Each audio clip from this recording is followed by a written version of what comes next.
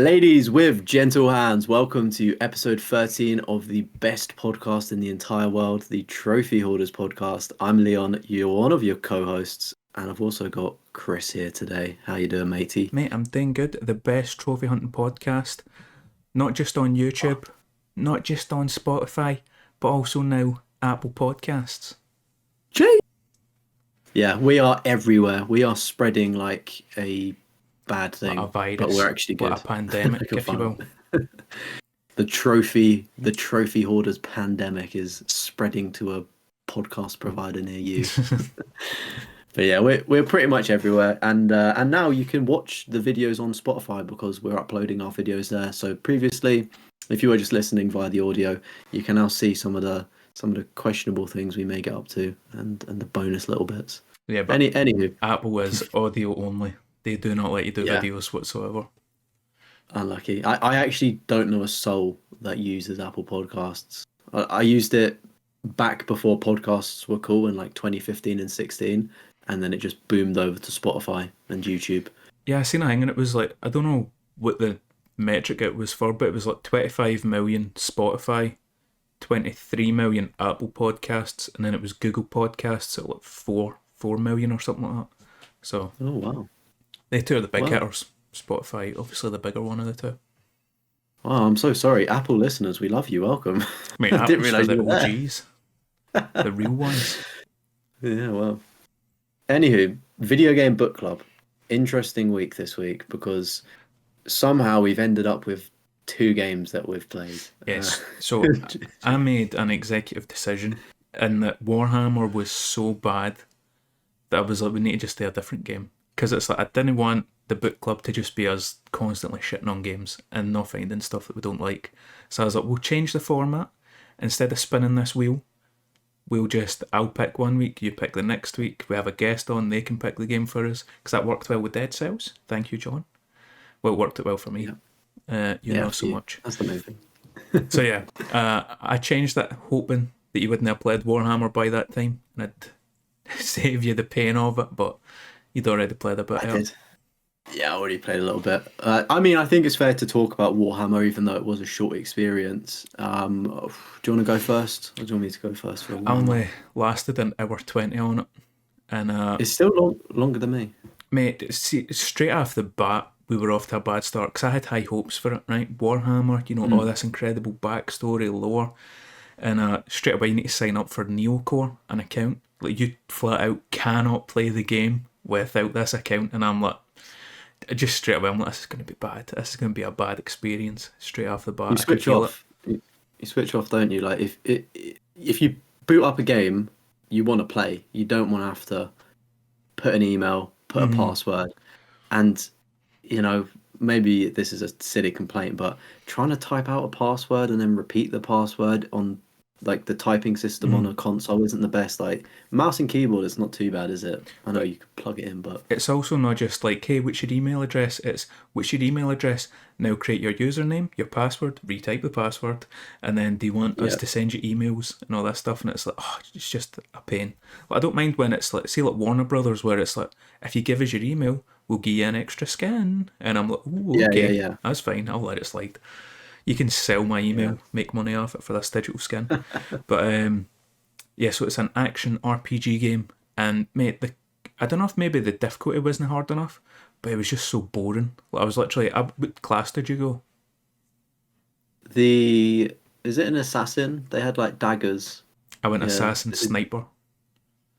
So I don't know if it was maybe the class that I went was like a bad choice, but it's literally just me sitting there like sniping people, and I was like, this is just fucking boring. So I played through like the first, I wouldn't call it like a campaign, but like mission, like it's like split into sections. Played through the whole first mission. It was weird. And mate, it was just boring. And then it's even like the story, the story. I was like, that's the thing I was looking forward to the most. I was just skipping it. I was like, I just don't care. Like, it never grabbed me, kind of thing. And that's why I was like, I don't want to put you through the pain of playing this game. I mean, cheers, mate. But one of the things that shocked me, and I absolutely hate it when games do it, is when something comes out of the PlayStation 5 controller. Because the noises. You probably would have, you would have encountered it. But when you was like clicking on whatever, and like somebody was speaking to you like a hologram or whatever, I just had like firstly like this woman like scream out of my controller. I was like, what? Like, shut up! Like, what's going on here? And it also sounded like the most AI generated voice ever. It sounded so lifeless. I don't remember it. The Yeah. only game I remember that annoying me with was Silent Hill 2. Because the radio comes through your controller. Oh, right, yeah. And you I think I may cannot have. turn it off. The only way you can turn it off is actual turning the radio off. Like, you can't make the radio noise come through the TV. It's got to come through your controller. So, mate, it's mad fucking annoying. See, when I was trying to play it at like 2 in the morning, and it keeps waking the dog up. I'm like, sorry, Oh, mate. yeah. Try playing Death Stranding. You have the baby scream out of the controller unless you change it. Thank God it's the PS4 version I've got, and I'll never be going Yeah. back to the game. But Anyway, aye, mate, the combat was boring. The story didn't interest me in the slightest, and there's only 3 out of 5 options for creating the character as well. At the a classes, couple of were locked, weren't they? yeah, 2 of them were locked straight away, and I was just like, mate, I don't know if because of the whole signing up for the Neocore account just put me in like a bad mood with the game. I was like immediately like dead critical of it and look harsher than maybe I should have been. But mate, I just was not feeling it at all. Yeah, I mean, I'm in complete agreement in the sense of I didn't vibe with it, but then I also need to take into consideration I don't play top-down, what is it, a real-time strategy, whatever it's called. Action I don't know. RPG kind of thing. Action, like I don't play that. So again, I'm looking at it from that lens. I don't play it, so I'm like, it's not for me. I don't care about the story, about the world, as cool as it is. The only thing I can say is, and it'll be interesting to know if there are any Warhammer, fans and listeners of this podcast, whether they've played it and enjoyed it, because while it was boring and mundane and quite repetitive and easy, like I was pretty much one-shotting everything. Like I don't think I lost any health except from when I blew a grenade up on myself. Do you know what I mean? Like it's the intro of the game. Of course, it's going to be easy, but I don't think it was bad. Like I feel like if you're into Warhammer and that style of game, I think it might be good.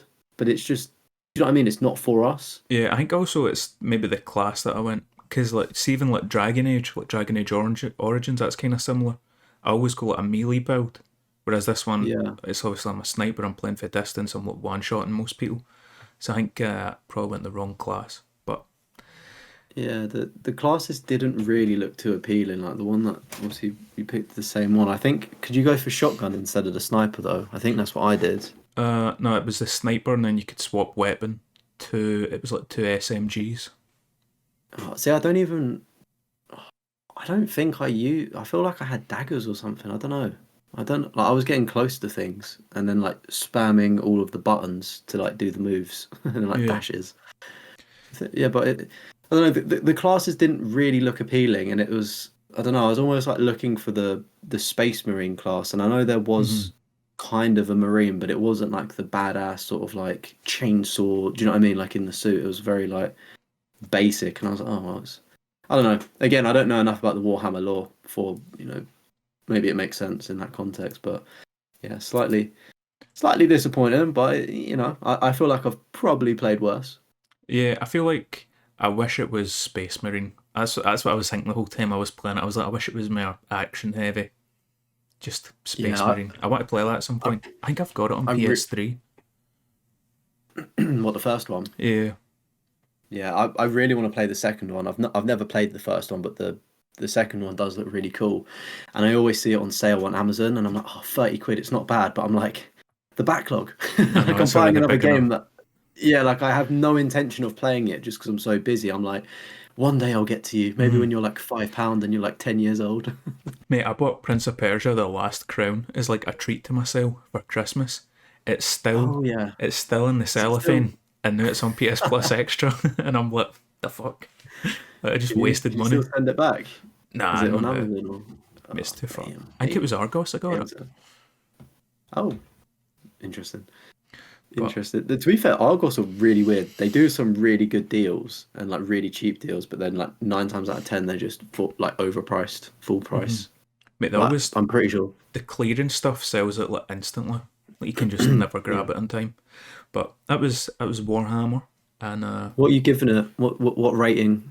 Numerical rating? We've obviously implemented this new scoring metric. So 1's awful, 2's bad, 3's okay, 4's good, 5 is really good, and it's getting a 2. It's getting a bad from me. I just, mate, did not like it at all. There was nothing positive I could really say about it in the way that other games I could have. But it's not the worst game that I've ever played. So it's Yeah. like, it falls into bad for me. Yeah, I'm in complete agreement there, mate. I was going to give it a 2. I think it has potential to be good if you enjoy that, and I can kind of maybe see that happening if you do. But yeah, not for me. And as well, the whole email thing to sign up was just a bit of an It's hell, to be honest. ridiculous. I hope Space Marine doesn't have that. I will be so gutted if it does. I mean, I've already Well, I got an wonder. account, but Yeah, mate, I don't even know the password. me neither. That's the problem. You can't save like with your phone. You've got like the iCloud if you use an iPhone. Like you've got everything like, or even like on websites like Google Chrome, you've got like the save password manager. You ain't doing that on PlayStation. Nah. I'm pretty sure that I put my password as like I hate this game or something like something stupid. Like please just take the account off of me. Yeah. So But the second game we played was a game that I have been wanting to play for so long. I even mentioned it on a previous episode. That was like the game that I hope we get is Disaster Report 4. Because, mate, I played the demo for it. Oh, mate, see, thinking now, I think it must have been like 3-4 years ago. It's one of the ones where it's like in my head, I'm like, it was like a year ago. But realistically, it must have been ages ago. I played the demo for it, really liked it. And it's just been sitting on PS Plus, and I've been needing an excuse to play it. And I was like, this is the perfect time to finally play Disaster Report 4. And it was alright. It didn't live up to my expectations. But it was also one where it's like, I don't know if it ever could have. But I thought it was an alright wee game. There's definitely flaws in the game. I'll say that. oh yeah, oh yeah. And the way I in the way that it plays. But I want to hear your thoughts.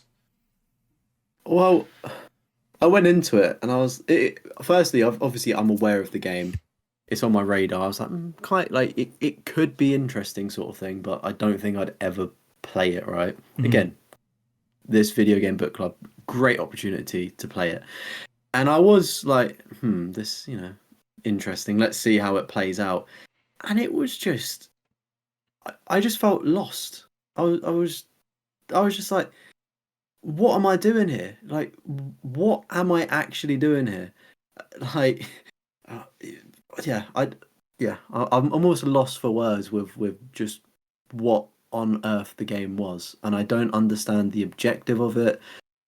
I sort of obviously it's a disaster, an earthquake happens, and I started going around causing a bit of mischief. I don't know what approach you did, but you can interact with the NPCs and you can like there's loads of dialogue options, and I started causing panic in a group and saying that you should rush to get toilet paper because it's an emergency. So I sold it to them for like Just like a we lot of did over money and here in stuff. the UK when COVID hit. Yeah, but yeah, I mean, initial thoughts. I'm sure we'll dive into it once you've said a bit of your side. But I just I didn't know what I was doing. I was like, and it's a very small space, that starting area that you're in, and I Did was you get just out the starting area? I did, Oh, yeah, okay. not off my own accord. Yeah. I had to look up what on earth to do. But yeah, what are you saying for it? Yeah, no, mate, like I said, it never lived up to the hypes, but actually, I was enjoying it. But it's one of the ones where it's like, stuff has to be done in a specific order, which is super annoying. And it's also, did you find the lassie that all the boxes had fell in her in the clothing shop? Yeah, yeah, I stole from her shop. I stole the I don't know what. flashlight. What did you steal? Oh, so when I went into that shop, I took the bag, I Oh, took I a took that. compass, I took the flashlight, and then as I walked out, there was a mannequin, and you could take the clothes off the mannequin, and I took those as well. And then she like runs out and she says, "Are you taking my stuff?" And I was like, "I don't know what you're on about," and walk off. I came in with this on. Yeah, exactly. But I'd see to get the key. So it's like so for those that don't know, there's a assistant that's like, oh my god, I've lost the key. I don't know where it is. I came back from the storeroom. I'm trying to find it. So I was like, all right, my objective is to find the key. But there's a lassie that's upstairs just sitting on a bench that has stole the key. A customer, A a customer. customer. And I didn't know. So, mate, eventually I was like, I'm just so confused as to what to do next. So I had to look up the guide. And then it's also, from what the guide said, because I'd already spoke to her before, you need to hit certain things to make her Certain give up the orders. key so you can get the flashlight Yeah. and save the person, which I was like, that's really weird. Um, I got the money from the bank. Did you do that? I didn't go to a bank, no. I saw an old man that dropped his lunch, and Oh he yeah, in the got park. forced into he got forced into retirement, and I was like, that's a shame. And it's just some super Seems like depressed guy, and he's like, yeah, I got fired like 3 weeks ago, but my missus doesn't know. I just keep coming in here coming out having lunch, dossing just to about. get away with her. Yeah. So I went into the bank, got the money for that, because that's what you're going in. Well, I don't know if you would have got that, depending on what you picked at the start, because I picked job interview. That's why I was going into the town. Yeah, so it's funny. The first time I did it, I went on the route of I'm visiting. Is it like Shinobi Park or something? Like I was just going out just to just sightsee, and then I had to go out play football, and it didn't actually save it. I didn't realize if I walked a few more steps and turned right, there was the save point, Mm-hmm. and I had to go, so I just closed that app and then booted it back up and had to replay the game. And at this point, I was just skipping through the initial opening dialogue, so I went with the first option of I'm going for a job interview. But I Mm-hmm. think regardless of whatever you pick, you're gonna be doing this exact same thing. I don't think it matters, does it? Because I went into the Or does it? bank and they were like, "Oh yeah, like the job interviews aren't happening because the earthquake gets cancelled." So then there's like a guy Yeah. sitting on a bench, like in the actual place, and he's like, "Oh, I travelled so far, blah blah blah blah. I spent so much money, wah wah wah wah, wah wah wah." Just greeting, right? So Wee then wee. I went up to the lassie and she was like, "Oh, if you came here for the job interview, you can get like your travel money paid. So it's like your bus fares and stuff like that. So you get money off her. So Ah. you never got that, but I get the money." I, I did go into that bank, but I didn't unlock that Hmm. section. Do you know what I mean? Like I didn't get any of that.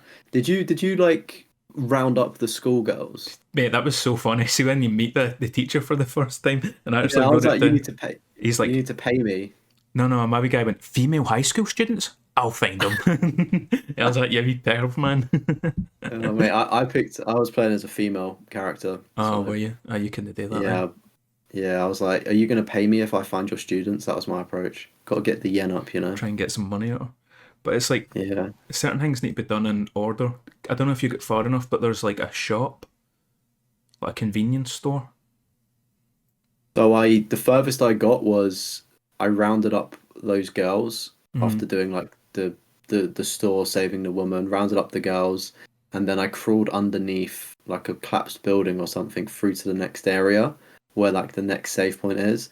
And I looked at myself in the mirror and I thought, I'm reading a guide to play this. Mm. I do not care about this. I've put an hour into it.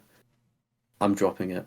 Yeah. And I stand by my decision because I think if I've had to pull up a guide to get through this game, like I'm not going for the platinum. I quite frankly don't give a fuck about it. I'm just gonna drop it. I've got Yeah. Assassin's Creed Shadows sitting here because that got delivered as well. I was like, I need to get through this, and I was like, no, Assassin's Creed Shadows. No. You know, I had a Next. guide up on like the other monitor, but I wasn't looking at it kind of thing. So it was one of the ones where, so in the convenience store, right, you go in, big massive line, people waiting. Like, where the fuck's the guy? So I was like, all right, going to the back. There's the guy, and he's just like cowered in a corner. He's like, I'm just waiting for the boss to come back. I can't deal with this way. And I was like, right, cool. So then I come out, go into the storeroom where all the shit is, and there's a guy that's injured and he needs water, and I'm looking about, and I'm like, right, cool. Going to the next room, there's the toilet, and there's a guy having a really rough time, right, with no toilet paper. And I was like, mate, I've got you. I'll find you some toilet paper. So then I was like wandering about, went back into the storeroom, couldn't find the toilet paper. And I was like, what might be doing here? Like, what if I... So then I had to look it up. You need to then go back and talk to the guy that's cowering. He'll give you an outfit, so then you work at the front, like on the cash register, deal with the customers, and then he tells you the toilet paper is in the back storeroom, but there's a guy in there, know where the injured guy is. So then I go back in Yeah. there, despite the fact I'd already been in there twice now at this point, and then it's just magically you're able to find it, and I'm like, sure, I should have been able to get it without needing to help this guy working the cash register, you know what I mean? There's stuff like that that's annoying. Mate, it's just what the fuck. That's the only thing I can say about the game. Like it makes zero sense. Like there's just been an earthquake, right? Why on earth are you doing side quests?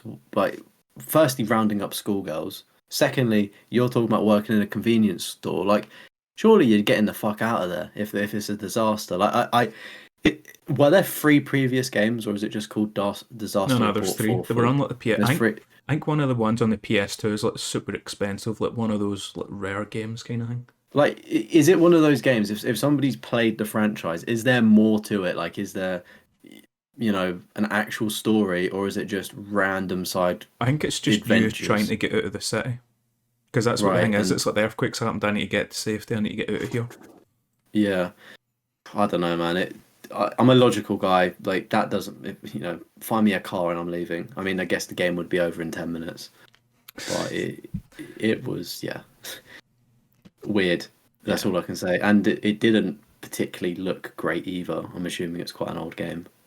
Yeah, I don't actually know From the when looks it of came it. out, but I mean, I thought it was alright, an alright wee game. I'm probably going to restart it and try and go for the platinum. See if there's anything that Really? I've missed. Yeah. Because, mate, I was actually like kind of, like I said, I was enjoying it. It's not an amazing game, right? It's not some masterpiece. But I think it's a decent wee game. And there is some like, wee bits of humour like, sprinkled through it that gave me a wee laugh. So I'll probably go for the platinum at one point. Yeah, it's quite a rare one to be fair. I think it is one of those games where it's probably a straightforward platinum if you've got a guide to walk you through it, because as you said, you need to pick specific choices in order to get a key item, and it's just I don't know, like maybe I'm missing something and being a dum dum, but it's like earthquake, going to job interview, can no longer go to job interview. Now what do I do? Like I pressed the pause menu and there was like no objective. I was like, what do I do? I have no clue what I'm meant to do. Apparently listening to the radio or something Well, I never apparently gives you listened. tips. No. But apparently I think I saw on one of the guides it was saying if you listen to the radio it can give you tips and guidance, but I didn't know how to access that. And I was just like, what is the like I have no idea what I'm doing here. Did Like you just die? apps. No, I didn't. I Oh, went I down to died a few 70 times. health. I died a few Really? times. Yeah, no, I didn't. There was one. I wish I What? saved the clip, but it's like I'm just standing there, and like a lamppost just falls and like just misses me, and I'm like, phew, right? And I take a few more steps, and then it's the whole building just goes lands on me. I was like, damn. But mate, like I think What happens when you die? Do you just respawn? yeah, you just respawn. But I Oh, okay. died 3 times from buildings falling on me, and then I get far enough to where it's like I'm beside like an overpass. I don't know. Hmm. I don't know if it was an overpass or if there's like trains on it, but it's you can kind of picture it, and it just Yeah.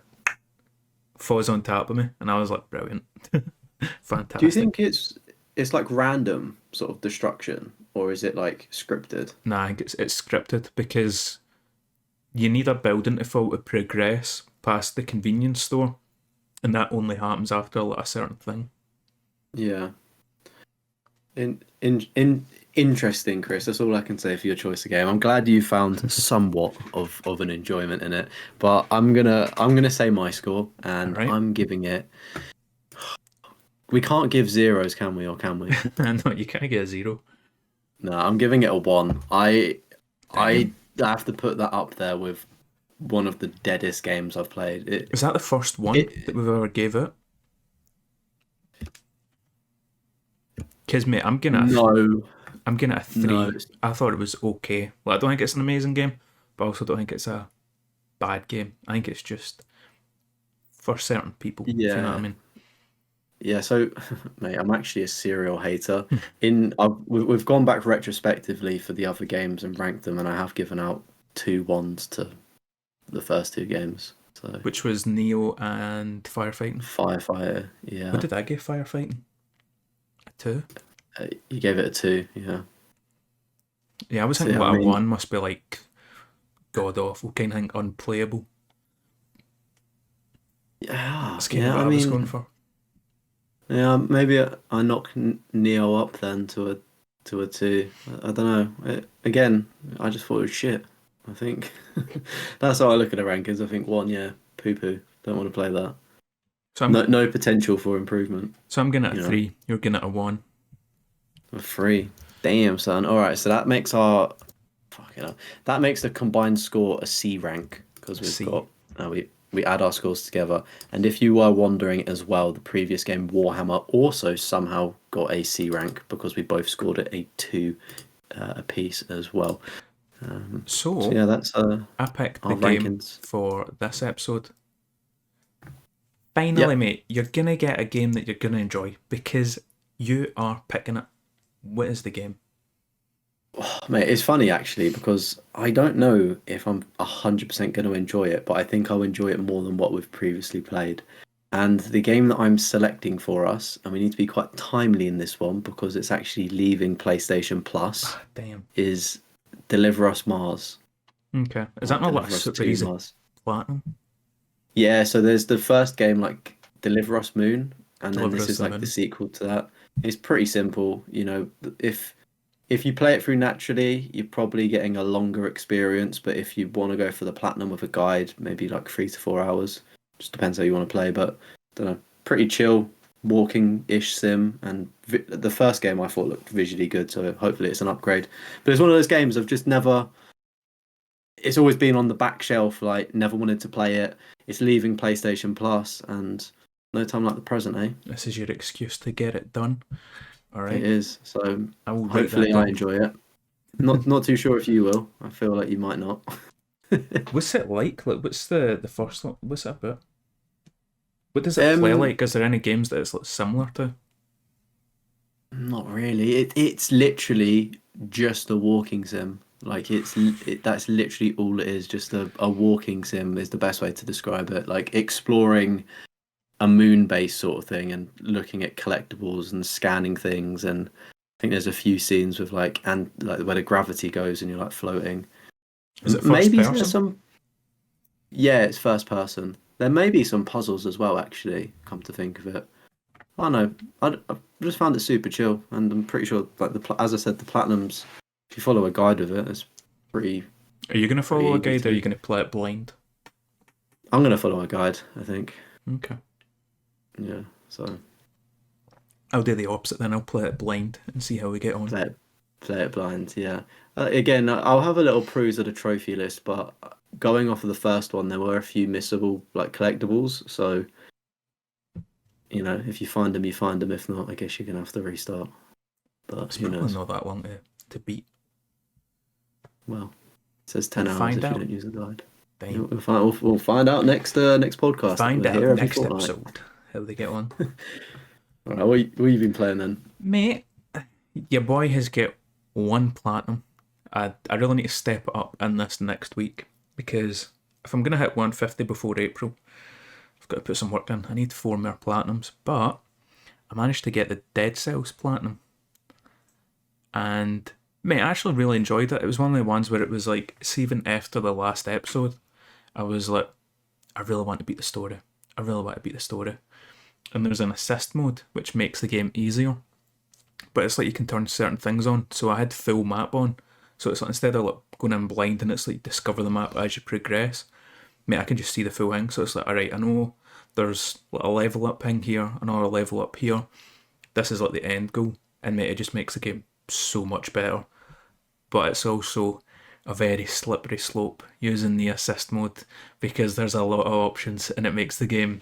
I think it's a 7. Is it a 7 or an 8 out of 10 I think platinum? 7, I think, yeah. A So 7. 7. It turns into like a 3 or like a 4 max. Really? Mate, it makes it like a super easy platinum. But I'm surprised the guides didn't change mention it it. to a 3. I think it's Yeah. because probably the guide was wrote before assist mode get added. Oh, that was patched in. Um, Is it?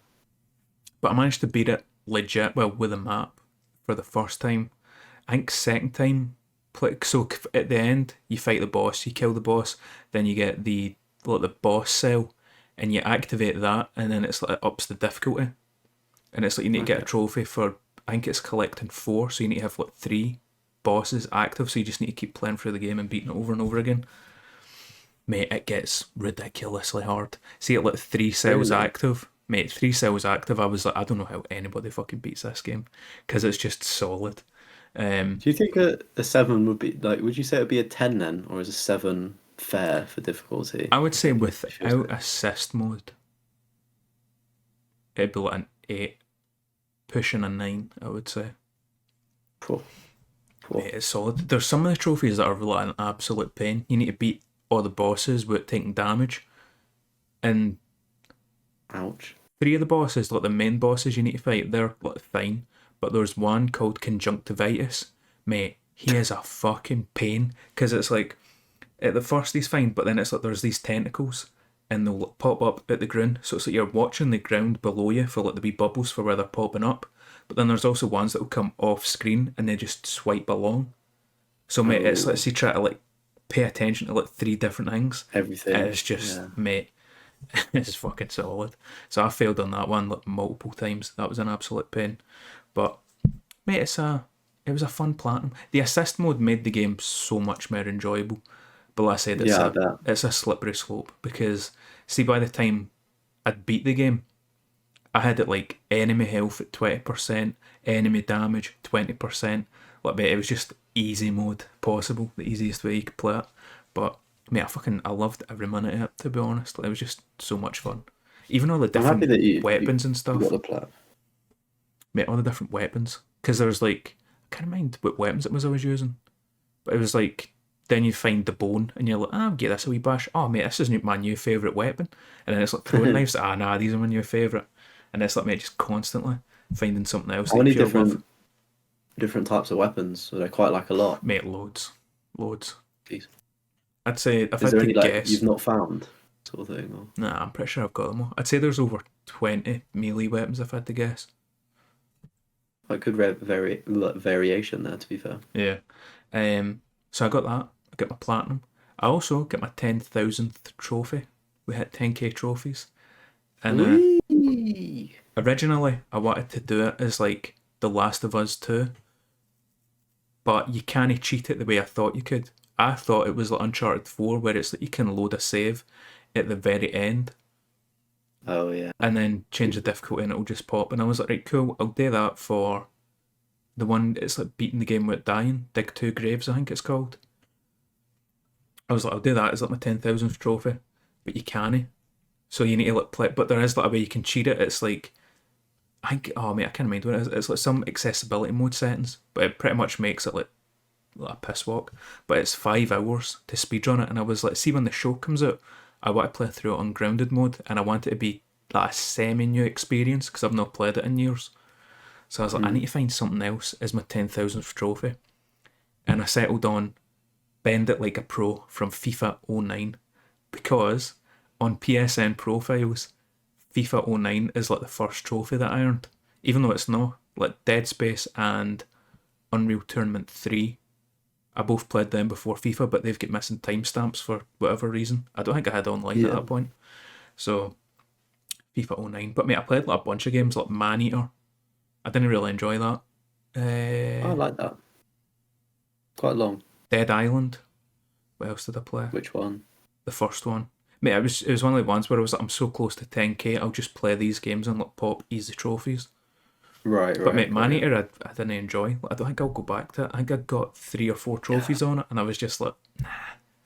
It is weird. I think I played it and then dropped it, and then I got back into Platinum Trophy Hunting, and I was like, do you know what? It's actually a fairly easy one to smash out. I can understand why. Like, it is quite boring. Do you know what I mean? It's nothing special, but it is an easy platinum. You know, just to whack something on in the background. Ideally, the Trophy Hoarders podcast, and just knock out a platinum. You know. Yeah, I was like, maybe I'll go back to it one day, but it's like, I just wasn't enjoying it. Speaking of like putting stuff on the background, mate, I played a bunch of FIFA, or EAFC as it's now called. I get my 200 games played on Ultimate Team. Shout out Callum McGregor. And mate, that was one where it was just like grinding away. I had, what's that movie called? 1408, I think it was called. It's like a horror movie. Have you heard that? Never. It's like a Stephen King story. So it's like a guy. Wait, let's just turn it into a movie podcast real quick. It's like a guy, he goes to like haunted hotels and all this stuff and reviews them, writes books on them, and it's like, this place isn't haunted, this is just like mumbo jumbo, whatever. But he goes to this one, and it actually, mate, the room is just evil, and it just puts him through fucking hell, and it like tortures him, and it's, mate, I don't want to reveal too much, but it's like, it's got the ending on it I thought was solid, like how it ends. But it's is it a good movie? Yeah. Would you say? It's on when did it Prime. come out? Oh mate, like 2003 or something. Oh, so probably good. Older films tend to be a bit better than the newer slob, aren't they? Mate, the way Oh, it ends, I was like, solid ending. because yeah, I mean we're gonna turn into a movie podcast, but I think I watched a different Did you Stephen watch King one. SWAT? I think it was No, I didn't watch Valentine's. it. No, did you not It watch was it? Valentine's Night. I didn't get a chance. There was a new movie coming out, or is due to come out. I'm pretty sure. And whoever made SWAT is like making this new film. It's like an action film or something. And I was like, that rings a bell. But I think it's a Stephen King film here, and it's on Netflix. I think it's one of those Netflix films, and it's basically a geezer and his wife go away, and like they're into some kinky things, and that she's tied to the bed, but he has a heart attack or something. Right. I don't know what the name of it is, but she's obviously tight, like stuck to the bed with handcuffs, and she can't move. And obviously, she's become dehydrated, obviously hungry, and she thinks that she's seeing things. But yeah, maybe those things aren't hallucinations. Who knows? Because there's like a serial killer or something Mate, you need to find the lurking name for it. about. Yeah, do you know what? It's one of those films where it's like definitely good on paper, then you watch it and it's like a bit like kind of into the mid to good. Mm-hmm. And then like the ending as well. You may have seen clips of the ending online. But yeah, I'll try and find the name. But if anybody knows, it's like a Netflix, like it's on Netflix, and it's man dies, woman chained to bed. The end. Yeah, so I watched 1408 and I started watching Long Way Up. Started watching that as well, which is Yeah, what's that? Ewan McGregor, and I can't mind who his pal is, but they've done, mate, like 20 years ago, 15 years ago, they done Long Way Down, and it's like a motorcycle journey. It's them for the top of Scotland, drive all the way to the bottom of South Africa. That's Long Way Down, and it's just like their journey kind of thing. They done Long Way Round, which is London to New York, so they drive east through Europe, through Russia, then it's like salt plains or something, kind of mind. And then they take like a wee tiny boat, come out at Alaska, go to Canada, and then come down into America and drive east all the way to New York. So it's like they've been round, they've been down, so now they're going up, and it's the bottom of South Africa to California, I think it is. But it's on an electric bike. So I think I'm 2 or 3 episodes in on that. But it's, mate, the first 2 were amazing. Well, Long Way Down was really good. Long Way Round was alright. Like, you can't replicate the original kind of thing. But Yeah, never can.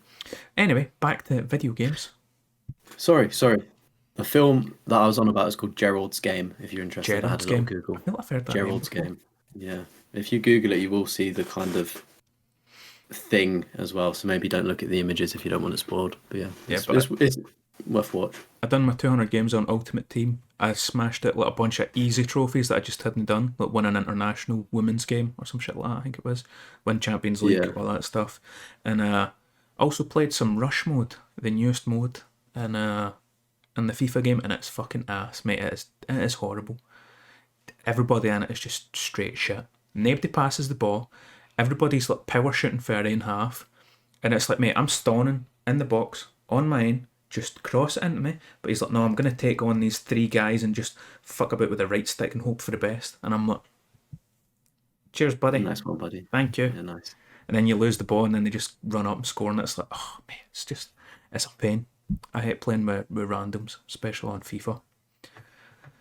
Played the Siege beta, Siege X beta. Lasted 1 game. And then I was like, Not bad. mate, you can only play the 1 game mode. And it's, I can't remember what it's called. It's like 6v6, dual front, that's what it's called. And it's like, mate, exact same as fucking FIFA.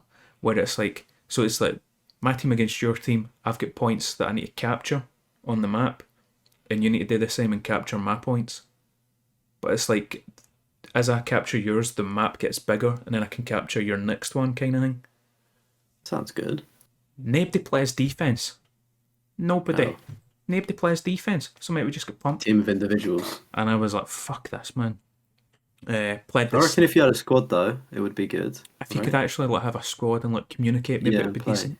But it Yeah. doesn't fit Siege. Like, I feel like Siege is get into this room, plant the bomb, or take the hostage. Like, I feel like an actual SWAT situation, not just Yeah. like a Call of Duty, go capture the flags and shit. It doesn't really suit Siege, in my opinion. Maybe that's what the rebrand's trying to do, trying to broaden what Siege can get away with. I don't know. I played the Stanley Parable. Oh yeah, I nice. done 2 playthroughs of it, and I feel like I'm done. I didn't get the Platinum hype. or Nah, I'm or not no? going for the platinum. Yeah, it's one of those games where it's like maybe we missed the boat on it. I think probably back when it came out, was it on Steam or something? Like it's just a game that breaks the fourth wall, doesn't take itself too seriously, but yeah, it's I don't know. Yeah, I played. Good concept, good idea, but boat was sailed, I think, in 2025. I done 2 playthroughs. The first one, I done everything as I was told. I was a very good boy, as I am in real life. And then the second playthrough, I just ignored him. If he says go left, I go right. He says go up, I go down. And that, mate, that was funny, to be fair. Let's see when he's like freaking out, like, mate, wait, are you doing? I've sorted Yeah, all this yeah, stuff. yeah. Like, I was like, that's like a good laugh. And then there was a trophy I got because I was like, this is actually really funny, where it's like you need to knock the door 5 times. And he's like, knock the door 5 times. He's like, I'm not giving you a trophy for that. Go down to that door and knock that one like 10 times. And then maybe I'll think about it. So you're like, all right. And he's like, go play with the photocopier. And then it's like, he's got you running about the place. And I was like, this is actually Yeah. quite funny. And he's like, oh, I'm almost there. I reckon you knock that door 5 more times, I'll give you the achievement. And it's like, all right. Like, I was actually having a laugh at it. But I'm like, I feel like I've got the whole experience. Like, I can't imagine doing more than 2 playthroughs. Like, I feel like I've got the experience. Maybe I'm wrong, but I was like, that's about it. Yeah, I mean, I think there's I can't really remember what you get from doing the normal games. I feel like there's like this like secret endings you can get, so there is like a lot more to uncover. I can't really recall what you would have seen by doing your 2 playthroughs, but I'm pretty sure there could be some more stuff, but I think you'd only get that far if you're going for the platinum because it's kind of a requirement to do everything.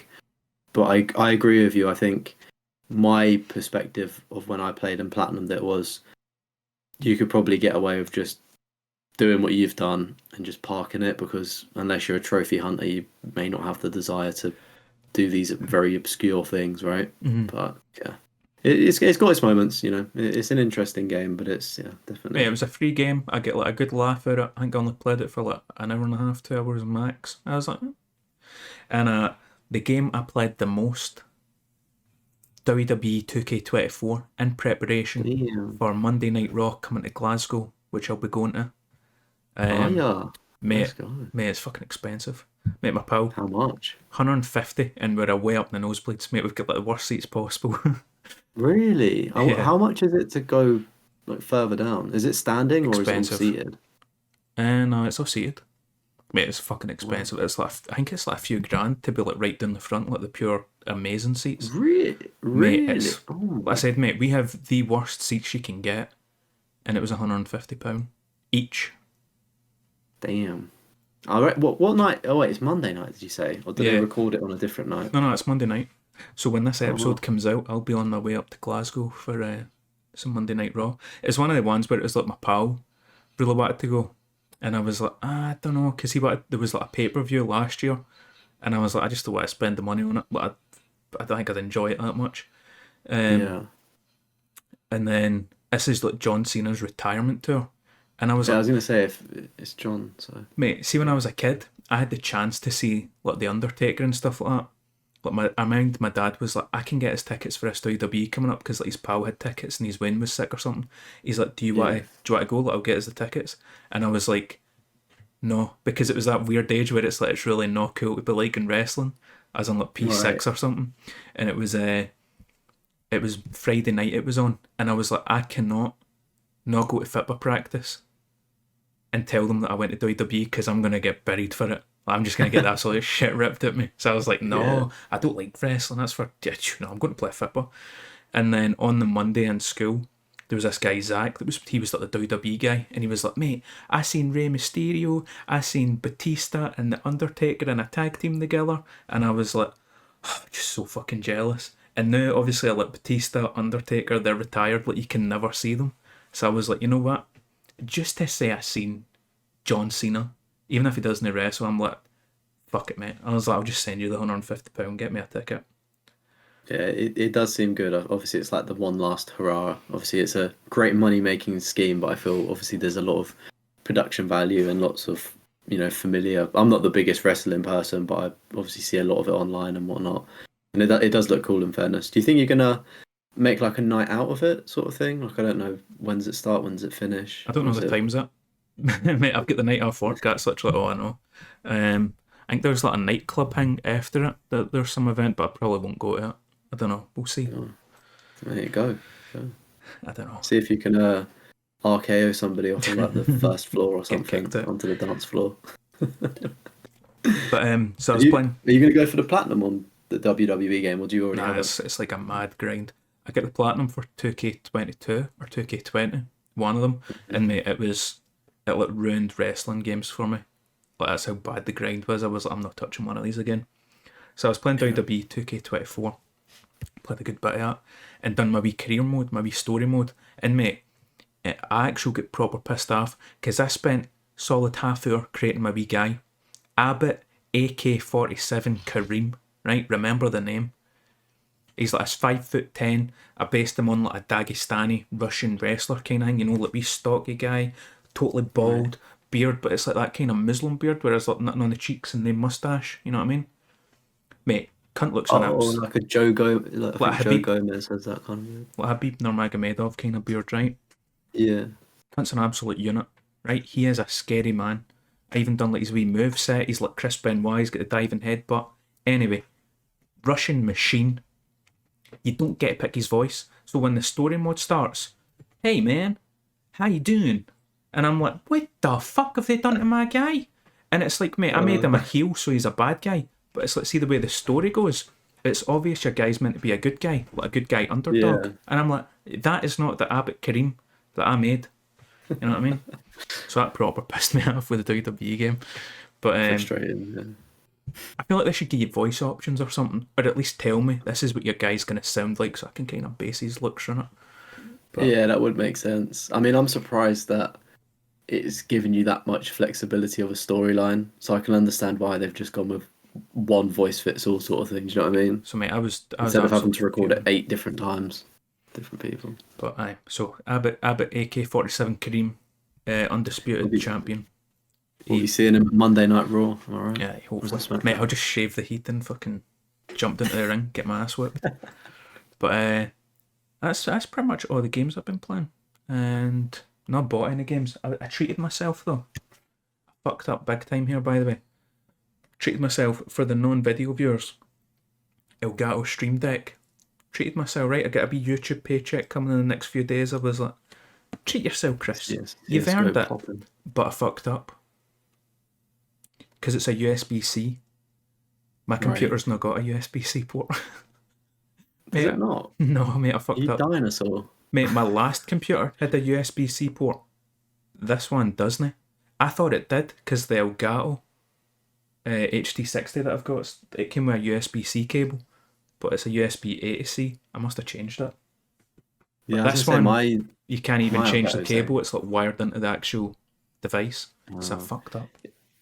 Mate, it's an easy fix though, because a lot of my stuff is USB-C, so I've brought is it USB-A, like the fat one? Mm. Is that... So yeah, I've brought a bunch of USB-As to obviously put my USB-A shit, and then that go like with Apple, it's all USB-C. So it's like you need to have a connector of some sort. It's an easy fix, a bit frustrating. Or you can always get one of those dongles. Like I've got to plug all of my stuff in because I've only got 2 USB slots at the back of my Mac. I've had to plug in 2 separate, like, I don't know, connector things, which have like USB-A slots. Something like that. I don't know what they're called. Like ports, are they? I don't know. Yeah, fuck that up because that's a USB-C one as well. As well. Because mate, I've not got any spare USB ports on my computer. So I was like, I'll buy this USB hub, and I was like, you know what? I'll get the USB-C version. Mate. And then realised I've not got any USB-C, so mate, I'm a fucking idiot. So now I've had to buy USB-C to A adapters and then just pray that it works. Hope for the best. Yeah, I was gonna say this. It's at the point where it's running so many, like, through so many different pass-throughs. Are you even gonna get a connection? Mate, who even knows? Mate, I bought it because it was on sale. It was $100 and it was down to 70, and I was like, mate, I've got it now. This was a tenner, so now we're up to £80. And then the adapter thing was like £5. So mate, it's just gonna keep building up. But aye, I mean, at least it's not building up on top of that 100 though. I Silver know, linings in that. mate. So But because it was on sale, that's the only reason I decided to treat myself. I've wanted one for ages, not a stream, just for like simple stuff like just pushing a wee button. Maybe it mutes my microphone in Discord or something. But OBS can yeah, still hear me, or I don't know. Save clips on OBS, transition. Who knows? it is super convenient. It's one of those things where it's like I'd love to have it. I don't know, maybe when I upgrade and like move to a different setup and have more space, but my desk is, I don't know, I just don't have the Mate, facilities for it's that. so small. Literally, it's like I've not got a load of desk space. I ended up. Let's see if I can show this. I had to buy a new keyboard because the one I used to have was like a big, massive, chunky boy, and then now Right. I've got like this wee. I think That razor. it's Corsair. It's a It looks, 60%, so it's a wee tiny one. Whereas the one I used to have was a big, massive one. It had like macros on the side. yeah, I was gonna say it looks a similar size to an Apple one. Yeah, Kind so of this is my kind of diddy. chunky. This is mechanical as well, so you get that Oh, ASMR the button typing pressing kind sound. of shit. Yeah. But aye. So Well, that was me. hopefully it's all set up and it works, and hopefully I'll see you streaming, even though you've not brought it for that. I know. Mate, I was thinking about streaming The Last of Us 2 when I do my grounded playthrough. But then Yeah, mate, do it. but then at the same time I'm like, I don't know if I should just like immerse myself into the game because I want to like it. Like I did not like it the first time I played through it, and I'm hoping now it's however many years later that I might have a different opinion on it. But Yeah, I'm not I confident. think it's always fun though to do that with chat and cut up the shit. And I know what you mean about being immersed, but I don't know, maybe try it, see if it works streaming, and if you just want to immerse yourself, You can't then even see then that. do that as well. We What are get you trying to show me? this USB. is from a fortune cookie that I got at the end of last year, and it said you Oh will yeah. make wise decisions, and I went, "You're right, Chinese man that delivered this. I will make wise decisions this year, like And spending what are £70 on an Elgato that doesn't fit my computer." mate, you need to frame it. Just look at it every time you think about making a YouTube video. Mate, I've just Like, got it is this a sitting there wise on my choice? keyboard. I mean, I need to get started on that prison sim because I've got a video that I want to do in April, really bad. But it's one of the ones. The one in April is hitting like a specific time period. I need to hit it for like max views. Yeah, I think I'm gonna have my biggest video on the channel coming out on in the start of April. Yeah, Any leaks? the the hardest platinums ever. Oh, ever Oh, Wolfenstein 2. yeah, so I'm gonna be getting the hardest platinum trophies, maybe more than once. So see how that bad boy goes, eh? But yeah, that's me. I feel like I've talked enough. I'll let you take the floor. What you been up to? Yeah, so I've done a lot, but not done a lot. So I had like the previous week off in a way because I was up spending time with my girlfriend, so I was not streaming for a week. Had a week off, but took the old PlayStation Portal as well. So if I had a spare bit of time, I'd be on that. Platinum wise, the first game I played was Teenage Mutant Ninja Turtles. I think it's Shredder's Revenge, the PlayStation Plus game. Cowabunga. Yeah, cowabunga, dude. So got the platinum for that. It's a 1.60%, so I think that's Did you ultra like it rare. though? Because mate, I started it and I just went, oh, I don't like this. Like the combat just felt shit. Yeah, to be honest, I can't really say I was the biggest fan of it. I think it was an interesting experience is probably the best way to describe things. But yeah, it wasn't the greatest. It took me about 2.5 hours to do, and I looked at the game lineup and I thought, I'm trying to platinum a game from every single month, Mm-hmm. and I've barely touched Payday 3 from February, and I was like, I just need a quick and easy win because I did want to do Dragon Age. Is it Veilguard, the one that got Yeah. added? But obviously that's quite a big commitment to do. And following of one of our topics last time about being burnt out with stuff, I was like, I just don't want to take on something huge. Like I'll get to the Dragon Age game when I get to it. Let me just do a quick and easy one. So there's less pressure going into April, and hopefully those games are short and I can work on Payday in the background. But yeah, I did that. It was all right. You can obviously there's lots of assisted things that you can use to help, but I tell you what, like it still is difficult in sections. Like I was getting my arse handed to me, even with like skipping to the end of the missions and stuff. It was I wasn't very good. I don't know how people played that back in the day without any assistance. Mm. Like, I'll be getting sent back straight to the start of the game every time. Did you do the thing where you could like skip everything, like the spectator Yeah, mode or something? yeah. So you can like watch a movie, then you skip it to the end where the boss has got like a quarter health, and then you just hit them once, and then it registers it. But even landing that one hit, I still found difficult. Maybe because I didn't play it up to that point, so I Mm. didn't have enough practice. But like a couple of them, you needed to play the entire story through. So there's like two trophies for two of the games where you generally do need to do all of the missions.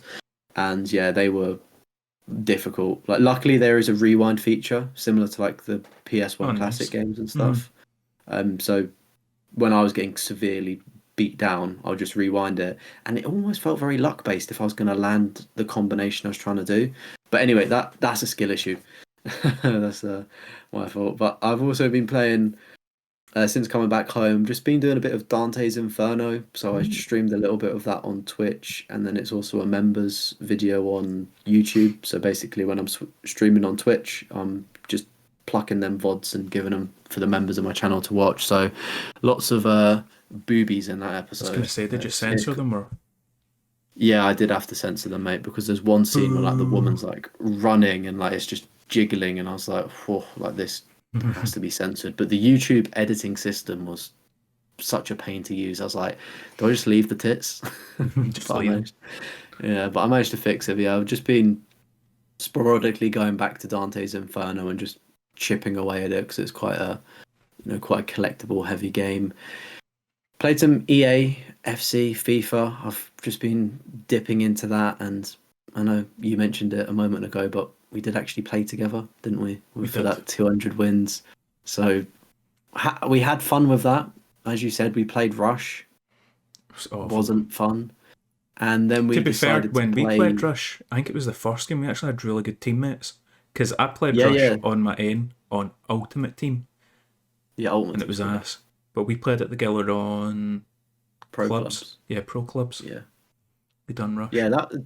Yeah. To be fair, like we were good on that, and then we played some like pro clubs, just us two. And oh my god, mate, how long did we sit? I said to you, like I was in a really bad mood after the gaming session. It was like 2 hours, and we were in Division 5, and we were coming up against people with like maxed out characters with like 3 golden playstyles, and I'm like, why are you here? Like I've got an 85 rated pro, which is like I don't know mid like leveling up of the characters. Chris has got a brand new pro, like we're we're struggling here, and Right. we're just constantly coming up against these like the only way is to call it sweaty players. Like they're just yeah. Well, I'm just saying that because they're obviously better, but we held our own. We held our own, but we could only do so much with the tools we had, and as well the game kept like lagging after it was completed, so Hmm. that was frustrating because we weren't getting our XP to level up or And our points. we should have got promotion because you need to win 2 games, I think. We won 1 game. Yeah. Cool. Second game that we won, this is an hour and a half later, by the way, if they're getting ass blasted. It was like 3 wee guys with like 2015 in their name or something, wasn't it? 2013. Oh yeah, Kids. We they got bullied those smoked. kids. We smacked the shit out of them, right? And they left and we never get the points. Something Yeah, about the because the way they game like left it like fucked up the game. So even though we get the yeah, win, we never get the points for it, so we never get promoted. So I never get the trophy.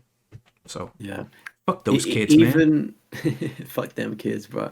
Even with them leaving, I think the servers were just having a bit of a wobble in like the post game lobby Hmm. because normally if people leave, you do get the points. It must just be some glitch with FIFA.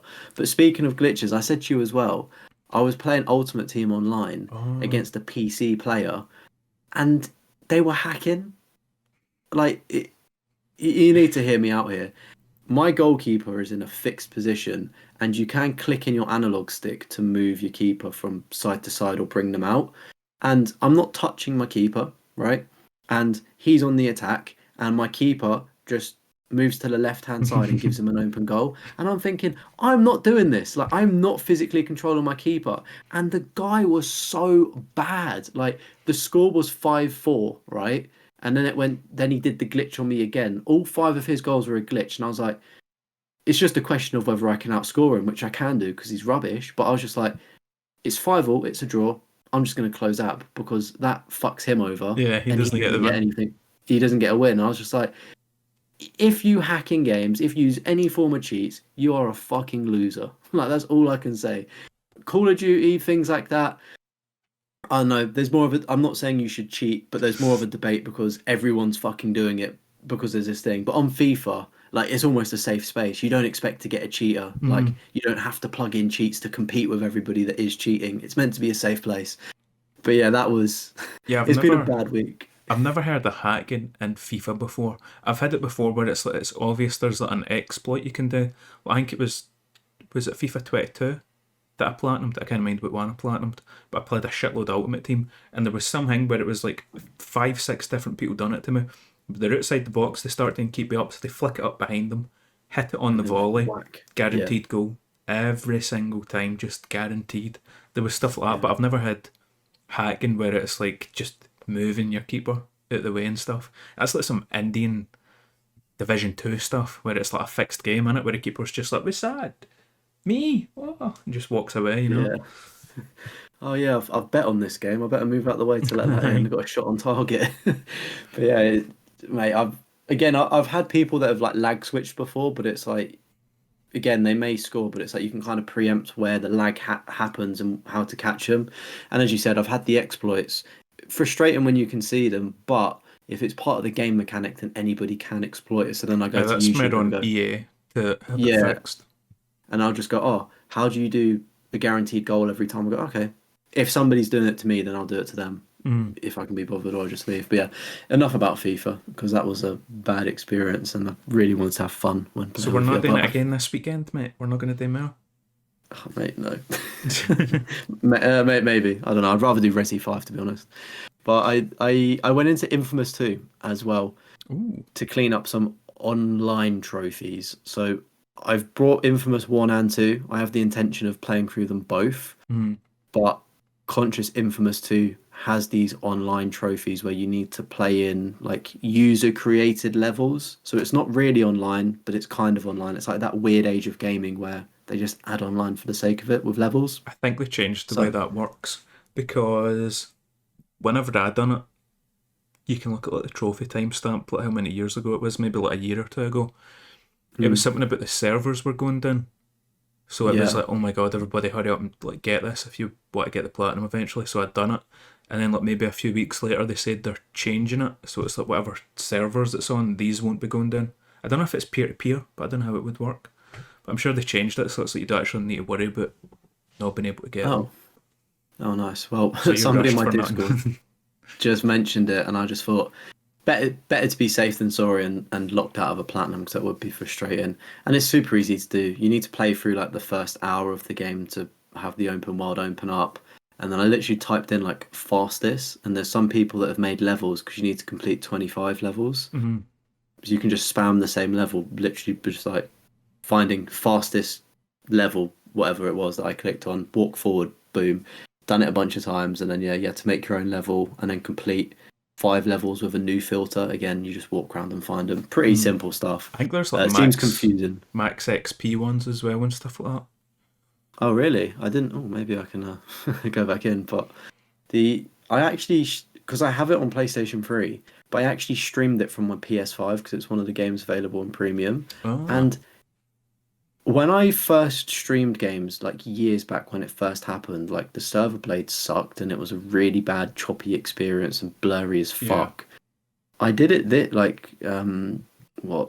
during this, it was this week I think actually, and it was good.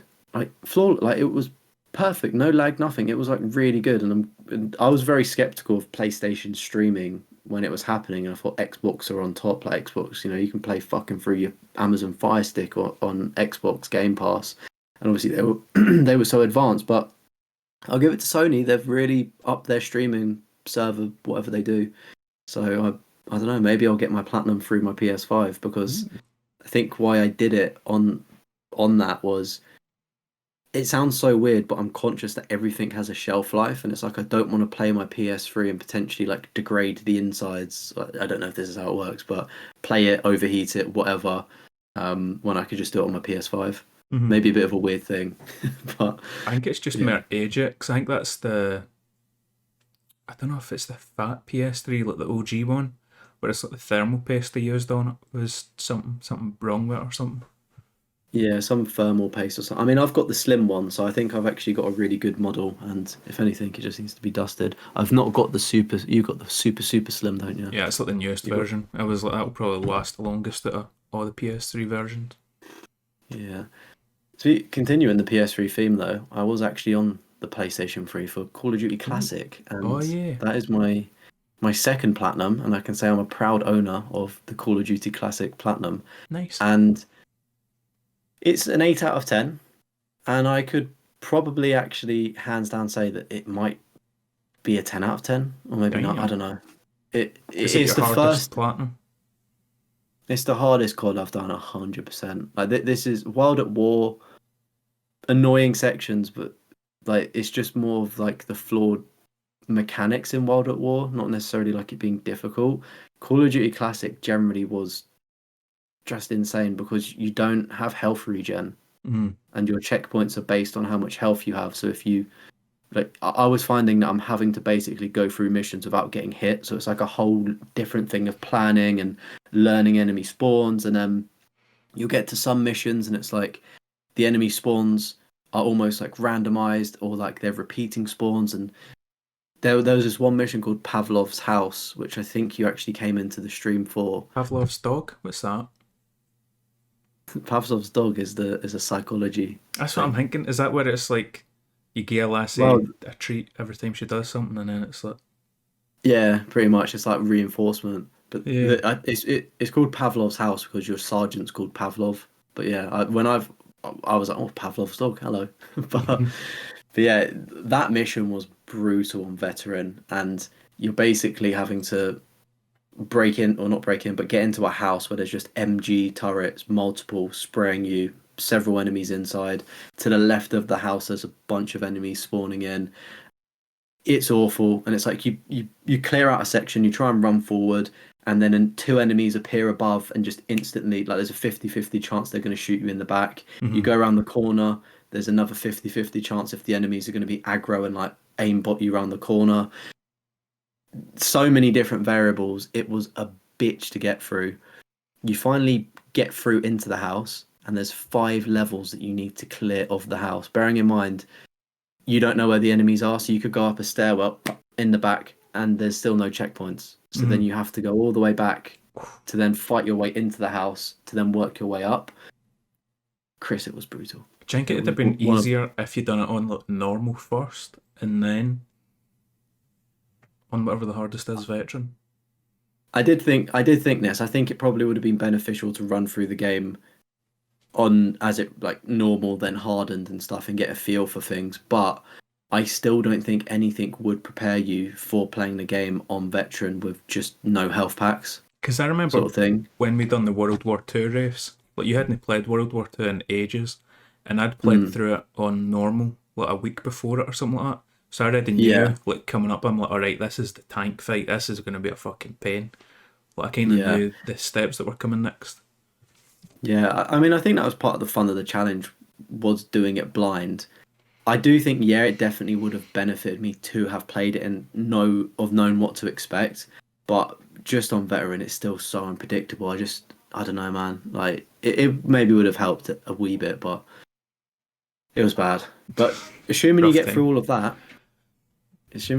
of that, right, you then need to destroy tanks in the house. This is like the longest mission ever. Destroy tanks And in the house. yeah, so you've got like an anti-tank gun, and when you're basically the tank shoots into the house and it's a one shot as Right. well. Luckily, you do have a checkpoint at this point, but it's like, yeah, you're trying to take out a tank and it's like, da-da-da-da-da, like as soon as you're laying down. So I worked out a technique to just hang back a second and sprint in, destroy the tanks. After you've done that, again, thankfully there's another checkpoint, but then you then need to hold out in the house for 4 minutes. So you do a holdout when you've got enemies running in, you've got more tanks running in, and it's just awful. Luckily, you can run outside and sit on a ledge. And if you sit on that ledge, you have a slightly better chance of completing it. And at that point, I didn't mind using a game exploit if it's an exploit. I was gonna say, But is there yeah, like walkthroughs or anything for it? Guides?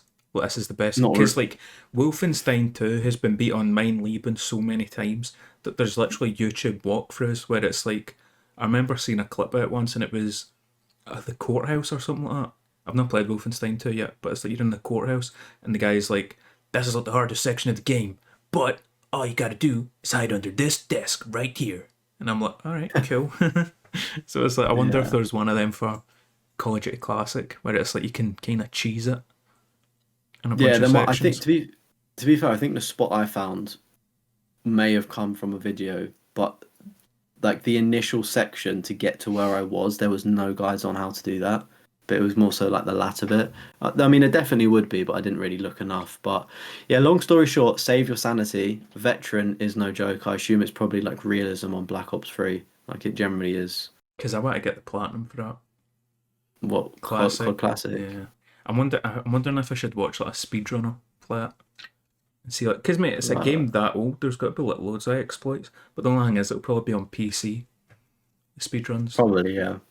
I mean, I think the killer as well is that you do need to play the game through 3 times to get the platinum because the difficulties don't stack. So, I mean, if you're not making content from it, playing it methodically through easy, hard, and then veteran, Mm-hmm. you probably will have a good idea of how to do certain things. But yeah, man, good luck. I wouldn't wish it upon my worst enemy because it was stress. Does it have a Like, rating?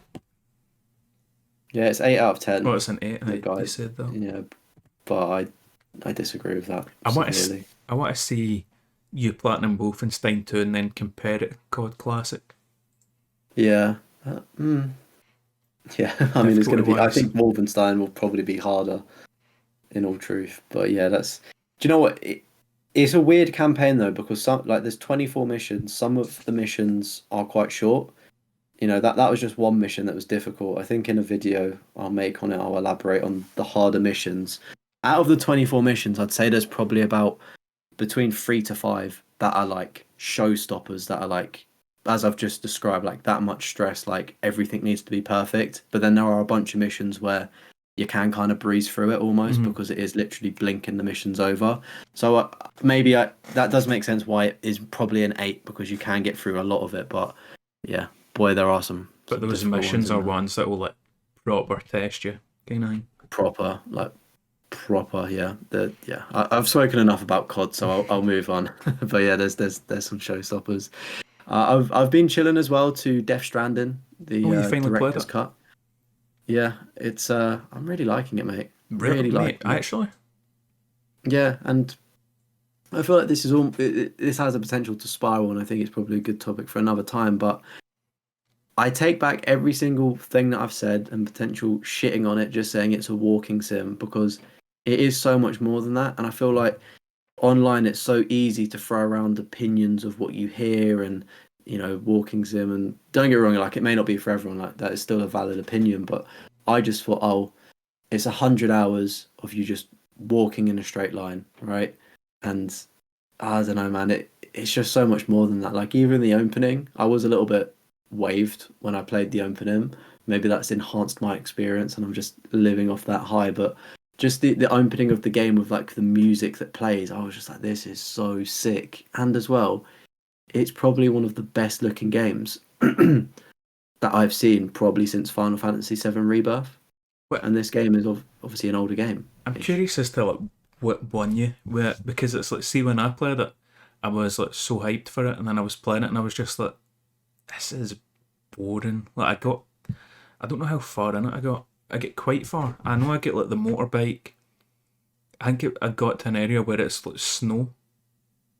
Man, I wish I could remember how far I got in the game. But it's one of the Yeah, ones where I was I'm like, not I'm that far just yet. not feeling it. I feel like all I'm doing is walking around with these boxes from point A to point B, and yeah, it's like, oh, this is like rugged terrain, and oh, I might slip and slide. Oh, but I was like, this is just fucking boring.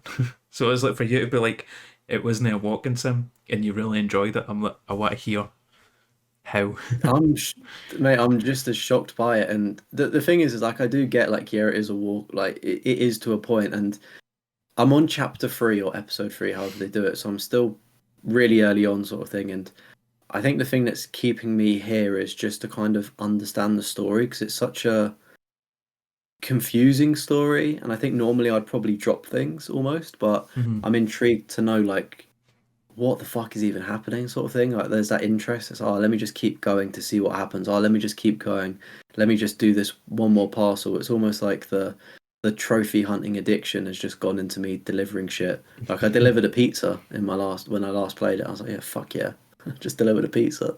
I've got 23 trophies and story trophies.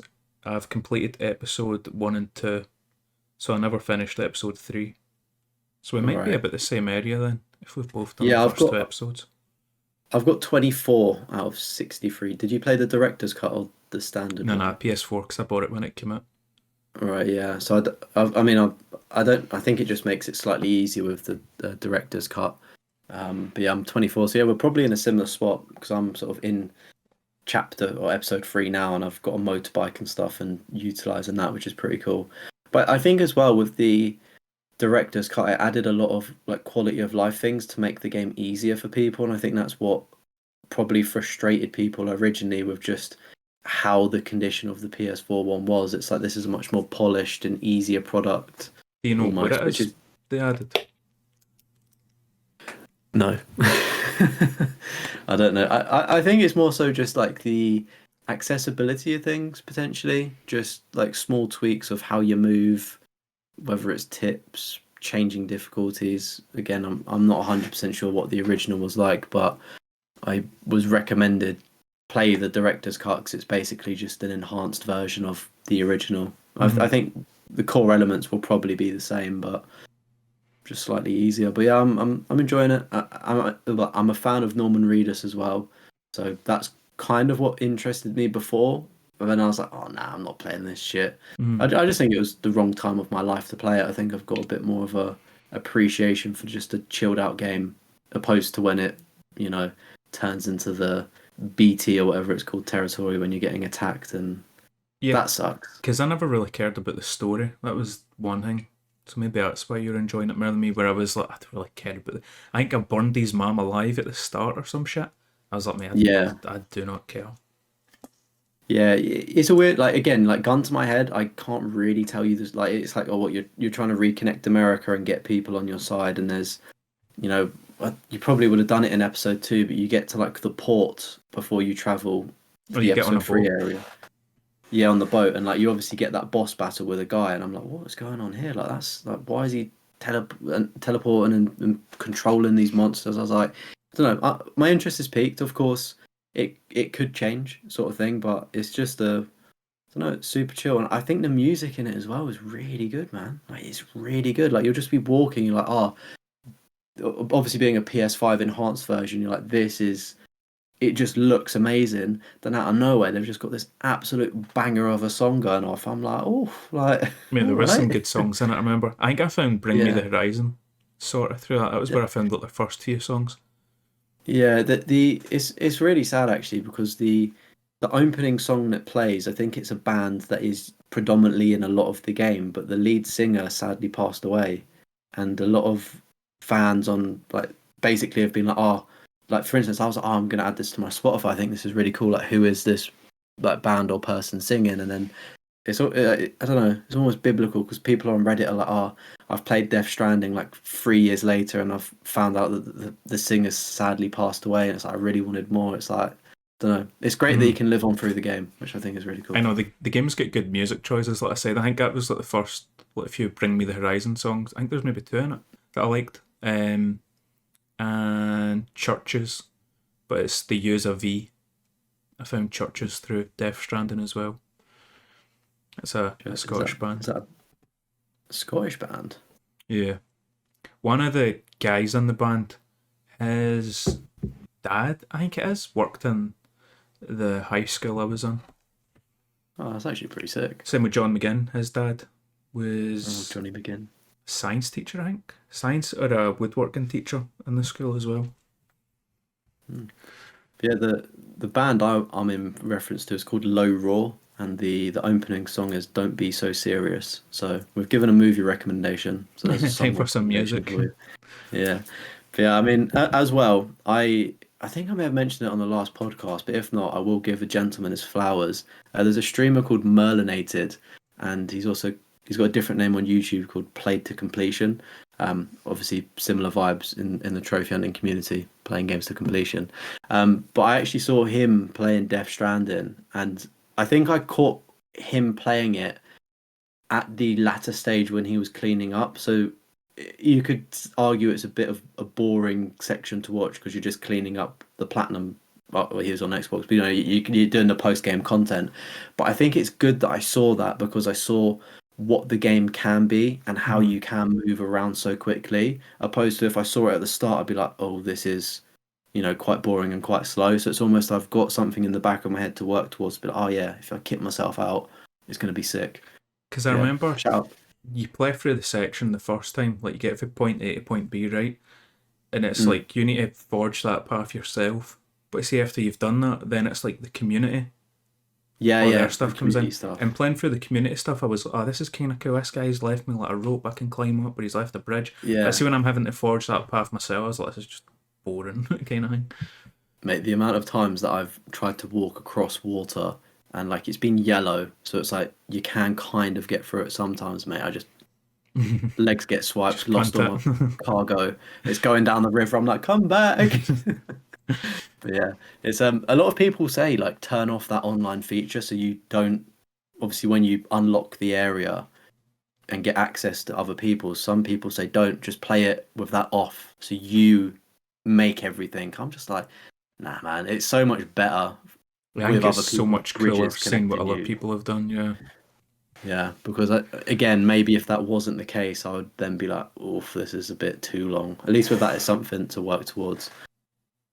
Oh, that's yeah, I enjoyed talking about that. Put about 9 to 10 hours in that, and sadly, it's going on the back burner. Sadly, because before we jumped onto this podcast, happy Assassin's Creed Shadows release day at the time of recording. It's just dropped, and I started it, and yeah, I don't really know what to say on the pod in terms of me just saying I played it. Well, it's been getting really good reviews. Like the lowest score I seen was an 8 out of 10. So, how long have you played it? How much time? So my stream was just shy of 3 hours. So let's just say 2.5 hours, 2 hours 40 minutes, sort of thing. So I've played through the intro, and it wasn't good. Nah. I'm going to continue playing it, and I do really want to like it, and I feel like now I've got to the point where I'm in the open world and I can start doing things and it feels a bit more like an Assassin's Creed game. I feel like I will enjoy it more. But as introductions go, intro sections for an Assassin's Creed game, I think it's up there, probably one of the worst ones ever. Like you just don't care for the characters at all. Very lackluster and quite disappointing. And I said on my stream, if I didn't pay money for it, and if it wasn't called Assassin's Creed, let's say it was a PlayStation Plus game, I would have closed it and deleted it and not gone back to it. Yeah, just gave up on it. I would have given up on it, yeah. Which is hypocritical because, like, with Days Gone, for instance, I've obviously played a little bit more of Assassin's Creed Shadows, but I've played those bits and I was like, no, not feeling it, off it goes. Maybe if I paid for Days Gone, I would have stuck through it because I've committed money and stuff. But yeah, you've obviously got the two characters that everyone would have seen, and it's you start as the guy and then you switch to the girl, and then you're now just the girl with no mention of the guy again. And I'm like, could we not interchange like GTA 5? Like, was that not the whole premise of it? I'm assuming it will be explained further down the line, but I think the thing that got me was there were 2 tutorials in the game, which didn't really make sense and really frustrated me.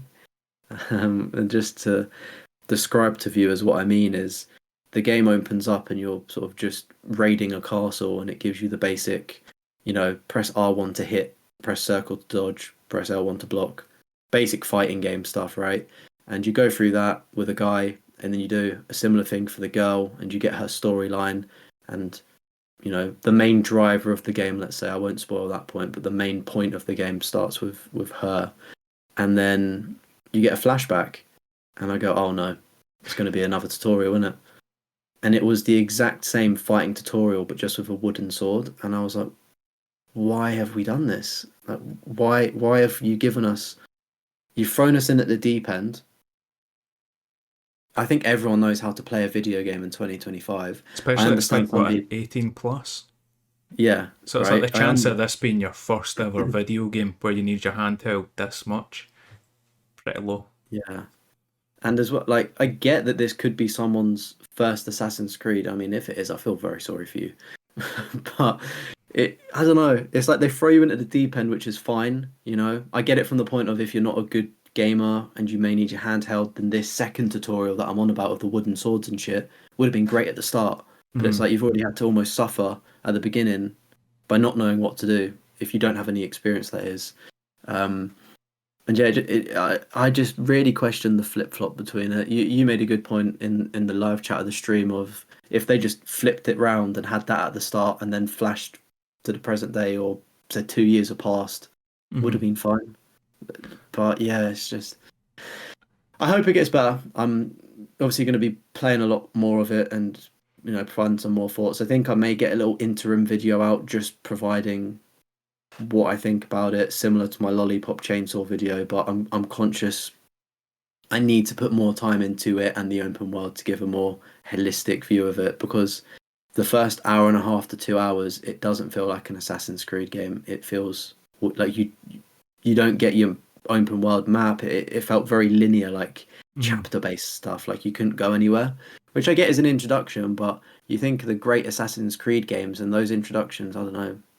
I think some Assassin's Creed games, they have some like really bad intros though. Like, I think Assassin's Creed 3, like just how long it went on, I was like, oh my god. Like, I want to play Assassin's Creed 3. I want to get the platinum. But see, even like the thought of going through that intro again, I'm like, that can wait. That can just keep pushing it back, kind of thing. But it turns into a good game, doesn't it? But it does. But I need to suffer through 3 hours of shit just to get it. So I'm like, nah, you're all right. But like, I think of Assassin's Creed 2, like I think that's a great opening. Gets you used to the free running and things like that, and then square to punch when you're a wee baby, press kick your legs. Sweet, simple. Like in this, I think synchronization points are probably the staple of Assassin's Creed games, and doing your little leap of faith. You don't even do that. Even in the story, you don't even do it. Like you climb up something and jump off, but the girl just flops off because she's not trained yet, 'cause it's like a throwback, and they don't mention the synchronization points at all. And I think that's a very key thing to mention in an Assassin's Creed game. These are the things that make our series, if you're going in this direction of immersive gameplay, not holding hand, because there's like different modes you can play, like guided mode and non-guided. Like it wants you to, similar to how Origins and Odyssey were, like you can turn off, like you can just walk through, you hear a bit of chatter and it's like, oh yeah, you need to go to the market on the river, and that's where you find your quest. Do you know things like that? Like that's what it's wanting you to do even more now. You can turn it on so you do get your hand held more. But yeah, I don't know, man. It's weird. Like I had to actively find the synchronization point and do it. Like there was, I don't know. It feels weird. But if you're a new player, then fine, you don't know what you're missing. But to not introduce a synchronization point and a leap of faith, just take Assassin's Creed out of it. Yeah, because I watched Jake Baldino. He done a video on it, and he does. I can't remember what the channel's called, but it's like Before You Buy. He does that series. Oh yeah. So he's got his own personal channel. Ranks? Game Ranks, yeah. So yeah. He's got his own channel, and he done a video, and he was like, "Look, I done the Before You Buy, but I want to talk about it more kind of thing." And he said he was like, "If you like Valhalla, then you'll like this." He's like, "But if you didn't like Valhalla, then you won't like this." And I seen also other people were saying there's a setting you need to change for like instant assassinations. So it's like, no, thing I've always complained about the RPGs was that, this is a level 24, I can't assassinate him. But it's like, if you put this setting on, then you can. It doesn't matter their level, nice. You can just assassinate them. Which I think is cool. I'll probably change that. I mean, I've tried to have as much as a media blackout as possible on it, because similar to Death Stranding, right? I took a lot of people's opinions about, walking sim, and I was like, I listened to that and just thought, yeah, I'll shit on it. And don't get me wrong, I'll hold my hands up. I have been negative towards Assassin's Creed Shadows. I've said in the past I'm tired of that period of time. I think it's been done with Ghost of Tsushima and several other games. But I'm putting that aside and I am trying it, and that's why I've not tried to look at the media. I know it scored well and whatnot, but one of the points I did see was they've said that Shadow combines the best elements of Origins, Odyssey, Valhalla, Mirage. They've kind of taken the best bits and what's worked and just merged it into this. So I am hopeful. I just think the introduction sucked, but I'm hopeful that it will, you know, get better. Yeah, because You know, what are you gonna say? I was gonna say you gonna get it or not?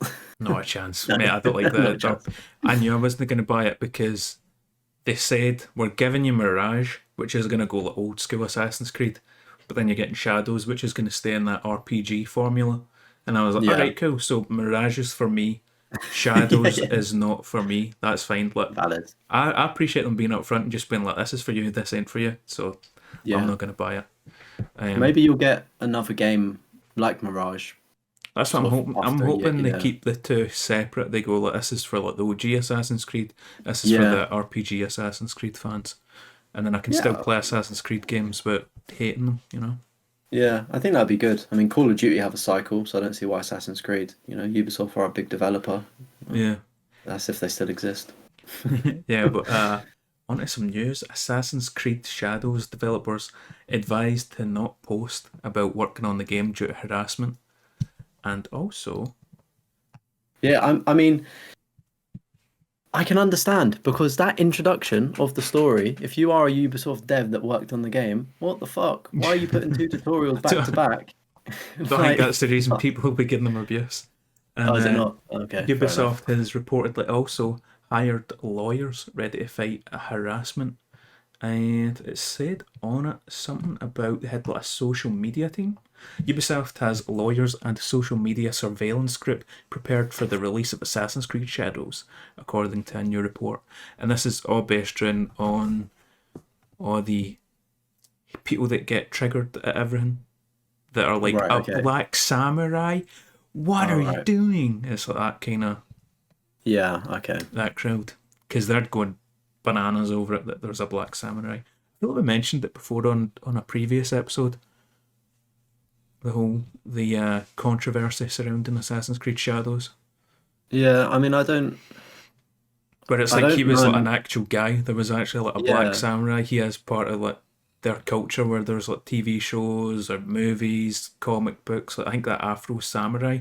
Because I was going to do a video on it on the 360. There was a game yeah. Afro Samurai, and I was like, oh, I could do a video on that and drop it at the same time as Shadows, which obviously I never done. But this was when it was coming out last year. I was thinking about doing that. It's had But a lot of delays, hasn't it? That's yeah, why I'm hoping it's good. but We'll mate, a find lot of out. But people yeah, and just everybody that's gave it a positive review. Like I seen oh, what's that guy's name? The Australian guy starts with a G. I think I follow him on Twitter. Oh, what? G-Man. Yes, G Man Lives. I'm sure Yeah. it's that.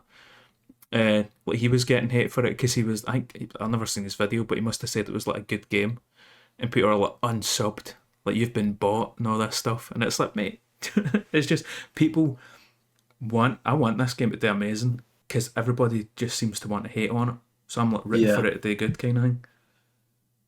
Yeah, I mean, I'm hoping it does good as well, sort of thing, and I'm hoping my perspective of it changes, for instance. But yeah, I don't know. As I said, intro wasn't a good vibe, but I mean, going back to the whole, you know, looking at previous Assassin's Creed games, obviously they're not going to be bar for bar historic accuracy, but a lot of the work is done, you know, based on historical events, and obviously they do the slight twist to it.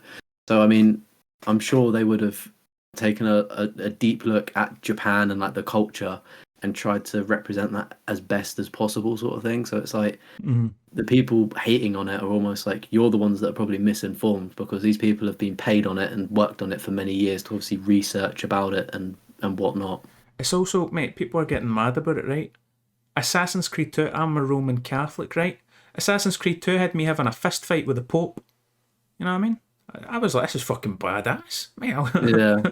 Well, I mean, I think that's just the change in gaming now, isn't it? Where people are just pretty much offended at anything. As people are looking for a reason to get upset. Yeah, and I'm pretty sure we'll end up touching on, game warnings with a specific game a little bit later on as well, about people being sensitive. But mate, I want Assassin's Creed Shadows to do well. I'm rooting for it, even though I'm not going to buy it. It's not my type of Assassin's Creed game. Yeah, well, actually, I'm doing a giveaway on Twitter. I don't know if you've seen. Oh yeah, I'm giving away 5 codes for Assassin's Creed Shadows. What Do you know, an absolute gentleman you are, mate. Man I of the know, people. right?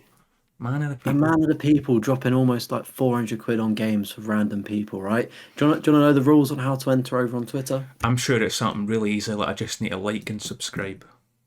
Oh, mate, you just need to repost my tweet, like the post, follow me, and then reply on what platform and region. Mate, that's super easy. It is, and I thought I was being really nice with the platforms I was offering. So I was offering Steam with SDEEM, the obviously PC platform, PS2, and also Xbox 360. The DMake right? version. I know, right? Exclusive. And the winners are going to be announced on March 20th, which was actually yesterday, but 2085. So you've actually got like another 60 years to just enter the competition. Well, I'm in no rush. No rush. While we're just on this news topic, whenever a new game comes out on Twitter, right? What I've just described to you there, it's a spoof, it's a parody, right? So many people on Twitter post the exact same things and just farm engagement and almost trick poor people into fucking engaging. I've done a spoof. I think it looks quite obvious, but I've had... You told me about it before we recorded, and I went, Steam, PS2, Xbox 360, 2085, okay. Because you can read. I can read. Right, you can read. Like, I've had 151 responses to it, 148 retweets, 200 likes, and it's had 8.2k engagement. Just for reference, most of my tweets maybe get 1 like and about maybe under 100 to 100 people viewing the tweet, right? If you have, I'm sure we can maybe throw in a screenshot of the post and it's just going to continue to grow, but please educate yourself online with these silly people that do these fake giveaways. I'm obviously joking, but there are, and I hate to say this, but if you have generally taken this seriously, I think you are a bit of an idiot. Like, it's just, I find it comical. But some people do have good humor. One person requested that they get it on the DS, so some people are reading the T's and C's, but I could get cooked for it, or people can see the funny side. But just wanted to add that to the Assassin's Creed news. So make sure you enter at Deathroth. So many people just don't read. They just like, oh, cool, boom, retweet, like, kind of thing. And it's like... Yeah. It's scary, though, because if it's misinformation about something, do you know what I mean? People think my tweet's real. It's not. It's the fakest thing you're ever going to see. A bunch of people do that, but obviously they don't make it clear that it's like a spoof. Yeah. And they'll be like, guys, I'm going to be 5 keys for Assassin's Creed, blah, blah, blah, blah, blah. And it's like they just never get away, but people always fall for it. Always do it. Unless it's like an official thing, or like like the content creator kind of thing. Like there's that Platinum Opus, he does like the PSN code giveaway things. He actually gives them away. Yeah, you see the proof of it. It'll spin the wheel, give it away, and you'll see the thread. I've never ever seen anybody win one of these giveaways. Right, so let's do research on the person that's giving it away. Yeah. Pretty much. I mean, I'm pretty sure that a lot of the people that have interacted with me are probably bots anyway, because that's all Twitter really is, isn't it, nowadays? So, bots people and tweeting. Boobs. That's what it is. Bots and boobs. Yeah. That's all my Twitter feed is. It's just thick golf birds at the minute. But moving on. Oh, man, I've got to say, that's probably a reflection of what you interact with, because I'm not getting gossip. Yeah, see. It's golf checks and fishnets, and I love it. Although earlier on the day I clicked on it and I was like, and it's a lassie with her tongue cut in half. So it's like right down the middle, so it like forks. And I was like, it's bogging, man. Wait, there's some golf chicks. I love golf chicks, but there's some are fucking weird. There was one on TikTok that, mate, she's fucking stunning. But then she's into like body hanging or something. So it's like, mate, no word to lie, it's like metal hooks like going to her back. And she like flies through it. And I'm like, that is the most disgusting The most disgusting thing I've ever seen in my life. But Oh my. yeah, my Twitter feed is a reflection of me. It's just golf chicks and lassies with big tits. Moving on. I'd love to see your Instagram explore page. What that is. I don't even use Instagram, but Instagram's safe. Oh, don't use it. It'll become worse even quicker. Uh, Anywho, in fact, what's your Twitter feed like? I'm curious now. my Twitter feed, as I said on my Defroth account, it is literally I couldn't get through the timeline without seeing one of those retweet. I'm giving away a post. Sorry, a game code. Like every new game, that's what happens, and I don't see anything apart from that. Even if it's not a new game drop and it's just people tweeting like, "Hi, I want to interact with new creators. Say hi below," or bollocks like that. Do you know what I Just mean? engagement farming bullshit, you know. Exactly, fake engagement farming. That's all Twitter is. But it's nice to know that it works, and I've cracked the code to stupid engagement. Maybe I can find it on YouTube. My personal Twitter is more just funny things. That's all I can say. Like whatever gets sent into like the boys group chat will be it. So there'll obviously be like a meme or something. We don't send goth chicks though. Mate, I've also seen a lot of people dying on Twitter recently as well. Just random videos of people dying. There was one where it was like a guy get home for jail, and it's like they're all happy. This is in like some third world country, mate, right? And they're all like, yeah, do I go? Shooting a gun in there, celebrating, right? And then the guy's gun jams, and he goes, try to like fix it, and then just bang. The guy's just out of jail. He's just done a sentence, mate, and he's home free, and then boom, shot in the back of the head. Finito. And then, mate, I've seen some fucking scouring shit on fucking Twitter. There was one where it was like a wee kid shot herself in the head with a gun. And I'm like, what the fuck? Mate, she's like fucking about on Instagram Live, and it's like, oh yeah, I was gone. about to say how did she upload it, but if it's Mate, not live, and I was like, fuck me, man. Some dark shit on the internet, ladies and gentlemen. This is a nice, wee, safe, cozy space where we talk about the stuff that you can see on the internet, but we don't actually show you it. We don't show it. You should follow us on Twitter though. We're on Twitter at Trophy Hoarders, and we're not on Blue Sky. Blue Sky was. I was gonna try it. I tried it, and it's dead. I was gonna make a Blue Sky account for the podcast, and I'd used it for like a week, my personal one, and my personal one, my Stromo one, and I was like, mate, this is just a wasteland. There's nothing going on here. There's nobody really, not much happening. So I'll just stick with Twitter. I don't really post much on Twitter. I need to start posting more. Do you have a personal account, or do you just have your Castromo? No, just my Castromo. I used to have a personal account, but then the personal account was just tons of like Celtic tweets, and right. Celtic stuff started coming in on my Castromo account, so I just use that. Yeah, I was gonna say mine. Like my personal is like football. A lot of I never watched WWE, but like a lot of WWE things come up, like memes and shit like that. You know. Now, there's for any of the WWE fans or wrestling fans, there was John Moxley getting the nails put into his back. It's like a big, imagine like a cricket bat, right? But with like big nails through it. And he gets like suplexed onto it, and then they need to like pull the thing out his back. And I'm like, this is not pro wrestling, mate. This is just fucking disgusting. It's grim, yeah. Okay. But anyway, you got something nice for me. Less about Twitter and what we watch on it. Resident Evil 9 set to revolutionise the series, says an insider. So this is coming from well-known insider Dusk Golem or Aesthetic Gamer, whichever name he wants to go by. Never heard him before, but according to relyonhorror.com, we can rely on this man as a credible source. Trust me, bro.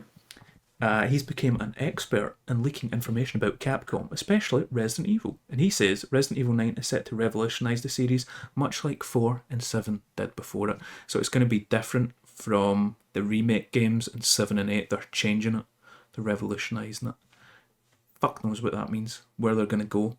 I'm hoping we get some good old co-op. I'm hoping we get Resident Evil Outbreak style, where you can get, where it's like, you're not playing as big, strong Chris. You're not playing as whoever, like some BSAA agent, some Star Wars member. You get to play as Kevin, who's a plumber, and is in the pub when the zombie outbreak happens. That's what I'm hoping for. I'm hoping we get Outbreak. Just play as random civilians and just try and survive. I've got it. I've got the banker, mate. I've actually got the banker. you play as the zombies. No, I'm joking. You play as Nemesis. You Yeah, do you play that as in Nemesis. what was that one John Callum done the video on? Resistance. He plays like Oh, the the. one that went offline, didn't it? Don't know if it has Is it like yet. I know it's going off. Reverse? Yeah, I Or know the one you're about, Reverse. like the multiplayer based one. Yeah, No, I think Resistance. is it Resistance? I don't know. I think John, let us know Reverse. down below.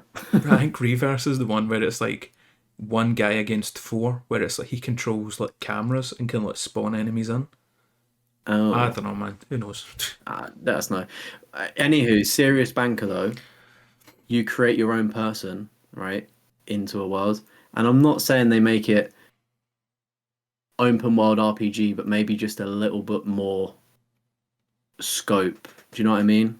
Like the I Division. think no, not even the Division, like not even like an online thing, but like just I don't know. Like, imagine like Resident Evil 2. It's still like very fixed, right? And I know obviously Resident Evil 4 is like a bit more out there, and then RE7 and 8. But I feel like if they just give you like a bit more freedom, so it feels like you're not actually as constrained as you are, like a bit more open potentially. But I feel like a character, your own character customization, as you're saying with good old Kevin.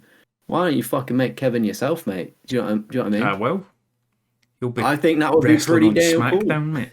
That's my next I, WWE character. Kev the Kevin, Plumber. Big Kev. But yeah, I mean, even that, or if you revolutionise and as you said, co-op, or on the divisions, if they could pull that off, that could be pretty cool. But I feel like that may be a bit too forcing it. Like you don't know how online things are going to go, especially with the way that we live. I feel like people just want single player things, don't they? I don't even think we mentioned the online trophies for Assassin's Creed Shadows. I kept As we thinking speak about it. going online. Reload. Yeah, that's sorry to jump back. We will get back to Resident Evil, but to my understanding, what all of the guys have said, and I'm yet to prove it because I'm too scared to go offline, but you cannot pop trophies in Assassin's Creed Shadows without an online connection. You don't need PlayStation Plus, but you need an online connection to like the Ubisoft Uplay passport thing. I think that is the biggest L and completely wrong. It's For an so offline game. ridiculous. It's a single player game. Does it not have like a battle pass or something as well? I couldn't seem to find one. They have a bunch of like skins that you can buy and like things like that, but I couldn't see a battle or season pass just I yet. seen I'm assuming there something. probably would be one. Yeah, I Or wonder if it was fake maybe I then, didn't see. because I seen it on Twitter, something about they had like a wee battle pass kind of thing, where it's like, oh, you can level up and you get these rewards and all that shit. And I was like, oh Yeah. man, mate, they're just milking it big time. But Yeah, I don't understand that it's the most bizarre choice. And imagine like your Wi-Fi goes down, you may not realize, and you pop a trophy related to the story. You don't get it, you don't maybe realize, and then you then have to start fishing back your save files and then replaying the game to pop a trophy. It could be a nightmare. So if you are playing it, just constantly fucking save the game, especially before a boss or something.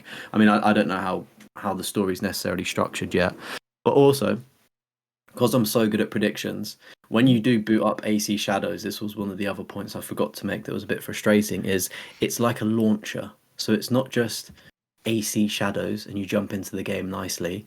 It's got these memories on the side of Mirage, of Valhalla, Odyssey, of Origins. And if you click on that memory, it then starts booting up the other game. So if anybody's played Call of Duty, it's like the Call of Duty HQ launcher where you've got all of the fucking games in one application. Mark my words, Assassin's Creed games are gonna start being integrated as DLC, just like it is with COD, with Modern Warfare 3. I wonder if they're going to do like collections then, like the Animus collection. And then it'll be like the Like, trilogy for the RPGs. You get the Ezio trilogy kind of put into that. Shit like that. I wonder if they're going to do something like that. I think so. I mean, I think if they're uploading the trophies so they require an online, there's that online requirement, I think we're at risk of potentially losing platinum trophies for Assassin's Creed games and it just, like COD, being counted as DLC unless you choose to buy a PS4 version, which I don't think they're doing for Shadows. I think it might just be PS5 only. I could be wrong on that, but yeah, that's my take. I think unless they change that option for the offline trophies as well, but Ubisoft, if you remake Assassin's Creed 1 and don't include a platinum trophy, your social media surveillance team will be telling you all about me. Because I'm gonna say some horrible fucking things. I'm gonna make some threats that Police Scotland will get involved in. Alright? All I've wanted is the Platinum Assassin's Creed 1. I had to go onto the Xbox 360 to get all the achievements. So I'll lose my fucking shit. That's your warning, Ubisoft.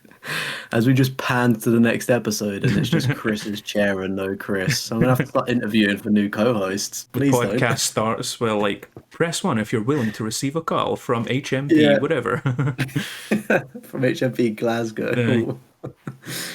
Oh, that'd be jokes. but yeah, Assassin's Creed, Ubisoft, don't fuck up. Don't do it like a launcher. People don't like that when you do that for trophies, making the requirements silly, like a silly Billy. Anywho, Resident Evil 9. Yeah, Resident Evil 9. Did you play the DLC for it, where you play as the daughter? No, I didn't. I just completed the main game. I've not had a chance to go back and replay or do any platinum related stuff. We enjoyed it though. I need to do the DLC for it and see how it ends. See if that gives you a hint as to where the series will be going, what they'll be changing. But yeah, that probably would be a good indication, wouldn't it? I'd assume it might give some info. My hope's for the co-op. I want co-op, but I want just give me Outbreak. Give me Resident Evil Outbreak. Remake that. Give me it. I'll be a happy boy. That's all I need. Yeah. Again, it's like you think of like Resident Evil 5. To my shock, last episode, that's the best-selling Resident Evil game. So there is obviously a market, and I feel like that did kind of. It may have sold well, but I feel like it flopped in a way. I don't know. Maybe it just wasn't ready, sort of thing. Do you know what I'm trying to say? Not a clue. No. I just feel like the co-op just didn't land. Like I feel like now if they made a co-op game, it would probably be a lot better. That's probably They done co-op for 5, 6, Operation Raccoon City, which kind of flopped, and Revelations 2. Yeah, Resident Evil Revelations 2 was co-op. That's Barry and a little girl. That one. I think that game was actually semi-alright, but it was episodic as well, which was weird. Oh, I think I recall that. Yeah. It'll be interesting to see the direction they go in, and hopefully we get some news sooner rather than later, because there's so many different avenues. But throwing around these revolutionary things and whatnot is quite a big thing to say. So it's difficult to think what they can do when, I don't know, you think of how much they've already improved and shaken up the scene, you could argue. I wonder if they just go balls deep into VR. Like it's a VR only game. Surely not, because the amount of people that have VR headsets is not many at all. I know, but you think like Half-Life Alyx, where it was a new Half-Life game, but it's only on VR. Although granted, Steam want to sell the Steam VR headsets, so that would have been a reason. But I wonder if they would do that. But for this guy, he says, and I quote, "It's not going to play like RE7 or the remakes. It's trying new things and it's very ambitious." And he confirmed that the game will be announced this year, possibly soon. But what? I think obviously the remakes put the franchise, and obviously with the engine, how good it looks, obviously puts it in a really good position to just build off of that and make it better. But if it's not going to be like that, if it's not going to be like what does it go back to tank controls? Does it go to second person? Does that even exist? A second person view? Do we get a fourth person view? A wall break view? Like break the fourth wall? Like how can you? It's like trying to guess where they're gonna go just based off that statement. It's so hard. Like where it's very ambiguous. But I guess we'll see. Let's hope it's good, because Capcom do generally make good shit. So mate, they've been doing well the last few years. We've also don't fuck it up. Don't fuck it up, boys. March 27th, the cult classic PC game I Have No Mouth and I Must Scream is coming to PS5 and Xbox, PS4, Xbox One, and the Switch. Everybody loves the Switch. You don't have a clue about this game. No. Enlighten me, please. Please tell me. So I tried to play it and it was just super awkward. It's like a point and click kind of game. But I remember, mate, this is like going back 6 years, like ages ago, watching a video essay on it, and it's like about how AI took over the world, destroyed it. He's only kept like 5 people left alive. I think it's 5, and like this is their stories, and it's like, mate, apparently it's like some fucking dark shit it goes into, and it's like some pretty fucked up shit. But it's one of the ones. It's a cult classic. I tried playing it, couldn't get into it, but definitely watch a video essay on it. It Probably sounds like somebody summarizing it would be better than slogging through 5 stories, especially him pointing like and clicking. explaining it, where it's like you're trying to figure out, does this mean that or does this mean this? But it's like, mate, there's some like, all I remember is there was some fucking real dark shit in it. But my question is, if it's such this cult classic, I mean, it obviously is, but why has it taken so long to come to console? Have they like upgraded it in any way, or like I don't think so. what? Mate, it is like When did an this- old game though. I'm trying to. It released in That's what I'm- November '95. And it's just stayed on PC for the past Yeah. 35 years, I wonder if 30 it's one of the years, ones where it's just kind of rough to try and port it or something. maybe. But this is what I mean. Like, is it remade so it's like a little bit different? No, I think it's just a port. Just to say, oh, fair. Here is an overview of the game via its Steam page. 5 damned souls, buried deep within the centre of the earth, trapped in the bowels of an insane computer for the past 109 years. Gorister, the suicidal loner, Benny, the mutilated brute, Ellen, the hysterical phobic, Nimdok, the secretive sadist. Mate, some big words in here. Big words for me. How do you? Ted, the cynical paranoid, and then one That's challenge. another big word. The adventure plunges you into the tortured and hidden past of 5 humans, delve into their darkest fears, outwit the master computer AM in a game of psychological warfare, disturbing, compelling, an adventure you won't easily forget. But like, mate, I just remember it goes into like dark shit about how, spoiler for what I remember, I might be wrong, but it's like this lassie get raped or something, and she's in like there's something to do with a yellow jacket or something. So it's like, mate, she's fucking afraid of the colour yellow, and it's like all about this shit about all their fears and all this stuff, and this supercomputer's kept them alive. What you saying? No, sorry, I was just covering up the yellow Pikachu in the back. Right. Mate, I thought you were like fucking Cal the Dragon getting down on one knee. Or fucking, Oh no, what was it? But, just hold my hands up. wasn't it Black? What was that thing for? Remember? Oh, George Floyd, Black Lives Matter. Black Lives Matter. Taking That's a what it knee was. I had to take the knee. in sports, yeah. I mean, I just remember finding that fucking hilarious when it was Cal the Dragon in his back garden against the gnome pots, and he just gets down on one Oh, knee did and he he's take just the knee? took the knee I didn't see that. for the garden league or whatever the fuck it was called. How's you know that Cal the man Dragon? become I've seen him, yeah. Yeah. I never watched his come up, but the fact that somebody like that has managed to make it is Mate, it's like gives nightclub you- appearances and shit. doing better than me, mate. Oh, mate. No. But, mate, speaking, you can take the lead on this one since I don't really have much on it.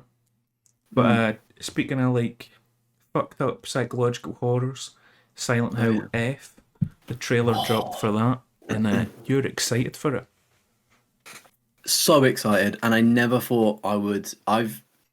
When it comes to like Resident Evil and Silent Hill, I don't really care for either, but I've lent more towards Resident Evil because I think it's just a little bit easier, you know, a bit more generic, let's say. Games are more accessible as well because yeah. Silent Hill games were stuck on PS3 for a lot of people. Yeah, and obviously I've watched a lot of it. I've talked about it before. I've watched a lot of lore videos. I've recently last year played Silent Hill 2, really enjoyed it. And then I saw the trailer drop for the new Silent Hill F, and I was like, this looks good. Like, this generally looks like a horror game sort of thing. Like, I see so many Resident Evil games and I go, you're not really horror anymore. Maybe that's what they're going to do when they're revolutionary, like with 9. Maybe it'll be similar to Silent Hill F. I didn't want to bring it up until we got to this, but maybe it will be. I mean, 7 was quite scary with a first person perspective, but maybe it generally will be an actual fucking scary horror game because they're more actiony, aren't they? And it's, you can make an argument with, I don't know, look at the Alien films. The more they went on, the more actiony they got and less horror. It's like a theme that happens with things that get popular, but it just looks really, really scary. And I was watching it, I was like, oh, like, this is Silent Hill? Like, fuck yeah, this is good. And it's obviously set in Japan, and I don't know, I feel like it's almost a little bit creepier because it is in this tiny condensed space of like a Japanese maybe village or city sort of thing, so it makes it feel a bit more, at home. Maybe is that the right term to use? But there was a lot of warnings as well. I don't know if you've got the list of all of the. Yeah, I'm trying to find them. It says it's the first game in the series to earn a 0Z in Japan, which is an 18+ rating. Yeah. So if it's being rated like that in Japan, then it must be fucking serious shit. Do you know what I mean? Like actually scary. I've got it here. This game contains depictions of gender discrimination, child abuse, bullying, drug-induced hallucinations, torture, and graphic violence. The game is set in Japan in the 1960s and contains depictions based on the customs and cultures of that time. These depictions do not reflect the opinions or values of the developers or any individuals involved. If you feel uncomfortable at any point while playing, please take a break from playing or speak to someone you trust. How was that, mate? That, firstly, that was a great read. Perfect. That sounds perfect. Like that sounds good. There's so much fucking shit there that they can just do, and obviously they've given a little disclaimer so they can not get away with it. But do you know what I mean? They can actually do it freely, and it's almost a shame that they have had to put that disclaimer in, and not just let the game be. If that makes sense, because it's like you almost, I don't know. Sometimes it can ruin the story of it. I don't think it will for that, but like if you look at like Doki Doki Literature Club, that was plastered with warnings about suicide, these things, harm, all of that, and it's like, oh well, already fucking spoiled it because you just got a warning on the screen knowing that this is going to turn into a horror game midway through. Obviously with Silent Hill it's going to be different. You know what was annoying? Did you play Metal Gear Solid 5? What? I've played a Metal Gear Solid and you're like in a hospital bed and you're crawling. Yeah, that's how it starts. Yeah, is that 5? Yeah. So it's like, see at the start of every mission, I can't mind what the enemies were called. There was these enemies that were a pain in the fucking hole. But see, every time every mission starts, it's like, by Hideo Kojima, featuring Snake, featuring... And then it's like this enemy that you absolutely fucking hate. And you're like, oh no, mate, I'm going to need to fight these guys. It like spoils it for you that these enemies are going to be showing up. Yeah. So Metal Gear Solid was fucking annoying that shit. Just ruining it. Yeah, I was going to say, I didn't play much of it. I think I just played that intro section. Metal Gear games aren't really for me. No. But my mind could be changed, though, because going back to playing Death Stranding, I'm kind of on a bit of a Kojima wave, so... Who knows? Might feel the inspiration and actually go maybe. for it. But yeah, long story short, and as well, that trailer for Silent Hill kind of just came out of nowhere. Like, I don't think anybody was expecting that to happen, and I was like, yeah, I really hope it's good, and I'll hope to play it when it comes out. Again, I'm not the biggest horror person. Like, I don't. It sounds weird. I play a lot of horror games, but I don't really like them. I think I just do it because it's a good laugh. It's good content. It's fun. Yeah, it's good content, but I generally think I'm going to be fucking shitting myself with that when I do get around to playing it. Oh mate, I'll need to watch you play that then. Because I mind seeing the clip of you playing Silent Hill 2. I was avoiding you playing it because I want to play it myself. I've still not went back, but it's like you put a torch on, something that runs and you're like, you get the jump scare. Yeah. The amount of times I screamed in that game. This Silent Hill F is going to send me over the edge, mate. I can imagine I'll be... straight on Amazon for adult diapers. Yeah, literally. Speaking of... You need to finish... Sorry, you need to finish... Get back onto Silent Hill 2. If you've got a mission for this weekend or something, fucking play that. I'll do it in May. Because I want to try and hit my 150 plats in April, before April. I don't know if I will, so it might be like in April, then Prison Sim video, then the April time-specific video. I don't think I'll get to Silent Hill 2. But the next month I'll try and make sure that I get back on it. I don't want to lie to you, mate, right? I'm not going to lie to you and say I'll get right on it. Yeah, you can do. But speaking upcoming games, Death Stranding 2, since you're enjoying the first one so much, mate, your man Kojima dropped a trailer, and I'll be honest, I kind of skipped through it. I was like, I really have a fuck about this. But it's like everybody's saying Solid Snake's in it, you get Metal Gear. A weapon to surpass Metal Gear is in the game. What's going on in the trailer? I don't know what that means. What does that mean? Do you know what that means? Metal Gear's like a big metal robot kind of thing. Nuclear arm. Is that what the Metal Gear Solid games are about? Yeah, it's like disarming them, destroying them kind of thing. Oh, right. Yeah, in all honesty, I've not watched it because I don't know if it's going to spoil... Oh, it might do, actually. the first game in any way, but I have because it's like a 10-minute trailer, isn't it? Or like Yeah, it's it's quite fucking a long. yeah. So I have like scrubbed through it and I've seen like screenshots of things. I've obviously seen that snake-looking character fellow. Mm-hmm. Looks fucking sick, by the way. No idea what. I don't play Metal Gear, but it looks cool regardless. It looks so good. Yeah, it. I think I'll probably play it, assuming I continue to enjoy Death Stranding. But it it looks again really good. Going by the director's cut that I'm playing, I'm sure that that is going to push the boundaries of the PS5, and that's probably the standard of gaming that we're going to want to be seeing moving forward. And it could tempt me into maybe getting a PS5 Pro. I don't know. I'm kind of on the Ooh. fence about it. I think it's still a little bit too expensive. I think I'm going to try and wait for another price drop. I seen they'd Because done a as well, price drop recently. I don't know if it was on the Pro or the regular PS5, but I think it was mm, Smiths had a PS5 deal, and it was like the PS5 with Astrobot, I think it is.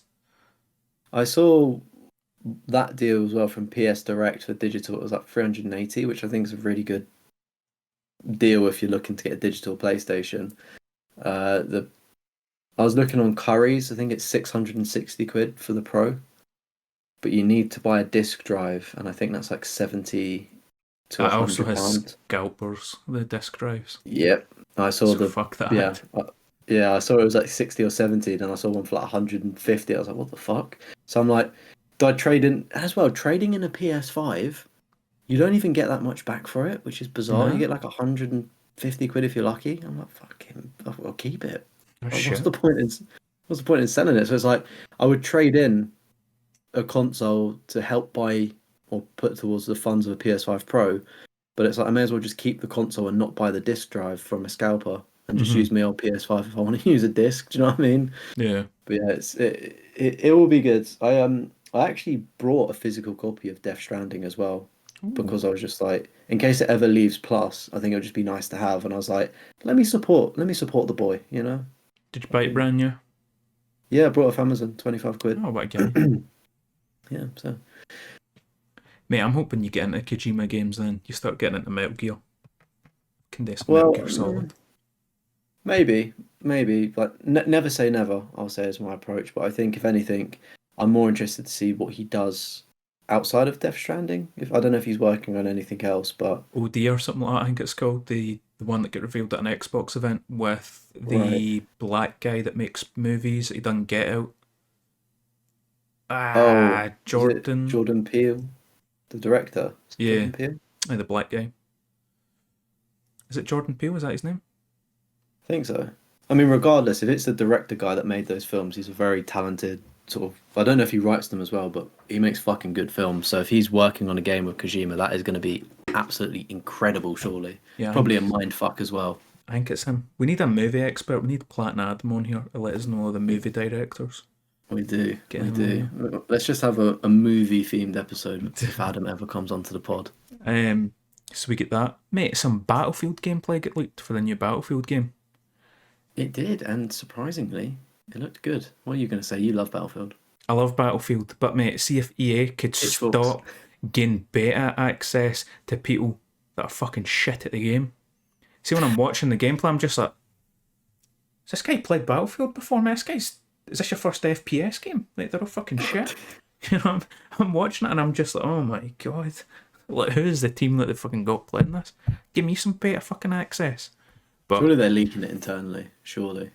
but mate, Because it's always the conversation that comes up whenever I see leaked gameplay. I'll see like the Call of Duty boys that I follow.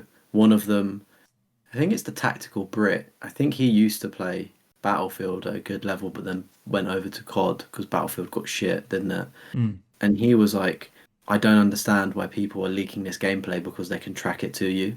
But it's mm, almost like the fact that it does get leaked then gets the snowball effect of people talking about it. So I just think, is there just an industry plant in there doing it from EA to get people chatting about it?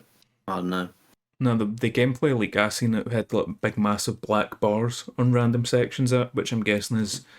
Have you been Blocking in like out. closed betas and like NDA stuff before? Like Yeah, it's like so I they'll have got your name. Like so if you're looking on the screen on my webcam, it's like they'll have it maybe like here, here, here, here, here. So it's like if yeah. you try and post the gameplay, your name's fucking plastered all over it. or else you need to cover large sections of the screen to hide it. Yeah, I was gonna say I don't think I'm not gonna say what the game is. I'll say it to you off the pod, even though I don't think you're If the meant to. game's But released, you can say it. no, it's not. Okay. But that is plastered like to the point of like every single line sort of there's no way you could cover up like if you post that gameplay they're tracing it like it is impossible to leak any gameplay. So if you're doing it then you're being caught 'cause it's got all of the codes on just plastered, which makes it kind of awkward to play because I'm just like I'd like to see. But yeah. I'd like if my vision wasn't obscured. But What did you think of it? I mean, it well, definitely looks like it's a step in the right direction. I never seen. Oh, apparently there's been like loads of leaks, but I've not really been looking for them. It's just kind of like when it came up on my feed, I was like, oh, cool. But it's like, mate, Mere Destruction, kind of going back to that. The thing I seen that I loved was it's like you can actually drag down teammates. One of the most annoying fucking things in Battlefield, because I play Medic a lot, I like Medic. So it's like somebody's down. When you're down, for those that don't know, you can either go, hey, please come pick me up, and it like, flashes up on your screen, like, revive this motherfucker. Or else you can be like, don't worry about it, like, I'm in a shit situation, there's a sniper aiming right at me. Like, I'll just bleed it, right? But there's people that are in shit situations with a sniper on them, or they've got like two guys with LMGs aiming right at you. And he's like, mate, come pick me up, I'm safe. Come get me. And you're like, alright. Getting the wee defib pads going, and then boom, dead. And it's the most fucking annoying thing ever. Whereas now, I can just go, me or you cunt, fucking drag him, take him behind cover, revive him. Like, mate, I fucking think that's amazing. It's not something I've ever thought about them adding, where I was like, they need to add this. Yeah, but mate, it's so simple, where I'm like, I'm going to love that. Also, it's back to like more, I think it's just classic Battlefield they're going back to. It's not like, oh, you get these characters like Sundance who can, she's got the, what's that called again? The wingsuit. She's got the wingsuit where she can like fly and all this shit. It's just your classic 4 classes: assault, engineer, medic, recon, boom, sorted. Which is what I want, mate. I just want them to go back to old school Battlefield. So I'm looking forward to that. It's what people want. It's not hard. Give the people what they want. I mean, again, I didn't see. I knew there was a lot of leaks out there, but again, I don't care too much. I just kept seeing the similar looking clips circulated, and it was a lot of destruction. It looked pretty cool. Mate, it's gonna be fun. Yeah, I'm hoping for your sake it is a good one, and maybe I'll see myself on it. Even if it's not a good one, I'll still get the platinum, like I did every other Battlefield game. Mate, if I manage to get the 2042 platinum, legit by the way, then I can get in it. Well, let's hope it's not as bad as 2042. It's definitely going to be a time sink, isn't it? Do you think it will have a campaign? Or do you think it will just be multiplayer? That was one of the things about 2042 that people complained about, was there was no campaign. And even though most people don't play COD or Battlefield for the campaign, it's nice to have it. And you like a good wee campaign. So that was one of the big criticisms about 2042. So they're adding a campaign to whatever the next Battlefield's called. Yeah, I feel like you have to with that, even if it may be short or shit. It's like it feels like you're not even getting a game. You may as well just make the multiplayer free to play. Mm-hmm. Or like half the price. That was something I always said with Call of Duty. See, back in the day, like Black Ops 1, 2 time period, where it's like, mate, you should be able to like split it up in price. So maybe like the online. So like back when games were £40 when they were brand new, the multiplayer's £20. You can either buy the full game for 40, you can buy it separate with a multiplayer for 20, single player 10, and then zombies 10. You can save, if you don't play zombies, you save £10, you just buy the campaign and the multiplayer. Boom, sorted. Something like that. But they don't really seem to do that. No, I mean, it sounds like a good idea. I just think from a development standpoint, talking about a PS3 game at least, that must have been like development hell to make that. But I think now with modern gaming... I feel like now it would be pretty easy. Because I seen on the PlayStation Store, it's like you can buy GTA Online, Red Dead Online. Yeah, so it's like you can play this. It's like a separate purchase kind of thing. Yeah, but it's not a bad shout.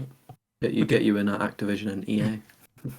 But did you watch much of the leaks? Did you have any opinions on it? Because you've played a few Battlefield games. Yeah, I mean it looked good. That's all I can say. Obviously, I know it's. I think as well, a lot of people like almost being shitting on it, and like I know there's a lot of positivity, but a lot of people are like, oh, this doesn't. Oh, and I'm just like, how dense are you? Like, it's the typical. I never really seen any hate on it, to be honest. Everything I've Yeah, seen I was saw just people loving on it.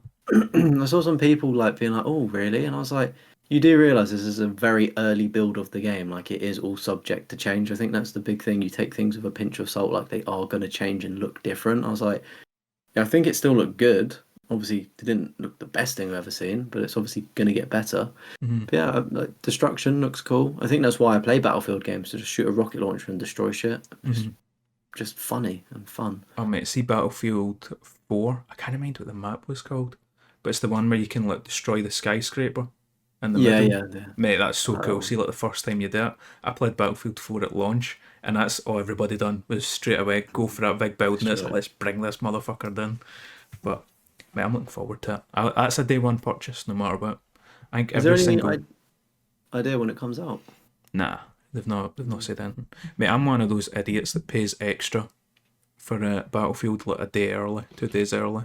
I done it with 2042. I got EA Premium, whatever that Yeah, thing is. yeah, I yeah, get yeah. that on PC, so I got like the premium version. And I got it like however many days early. Battlefield 1 and 5, I think both of them. I bought like the premium version, where it's like you get it a week early and all that shit. So it'll Yeah, be a day one purchase for me, no matter what. yeah. I do that with FIFA.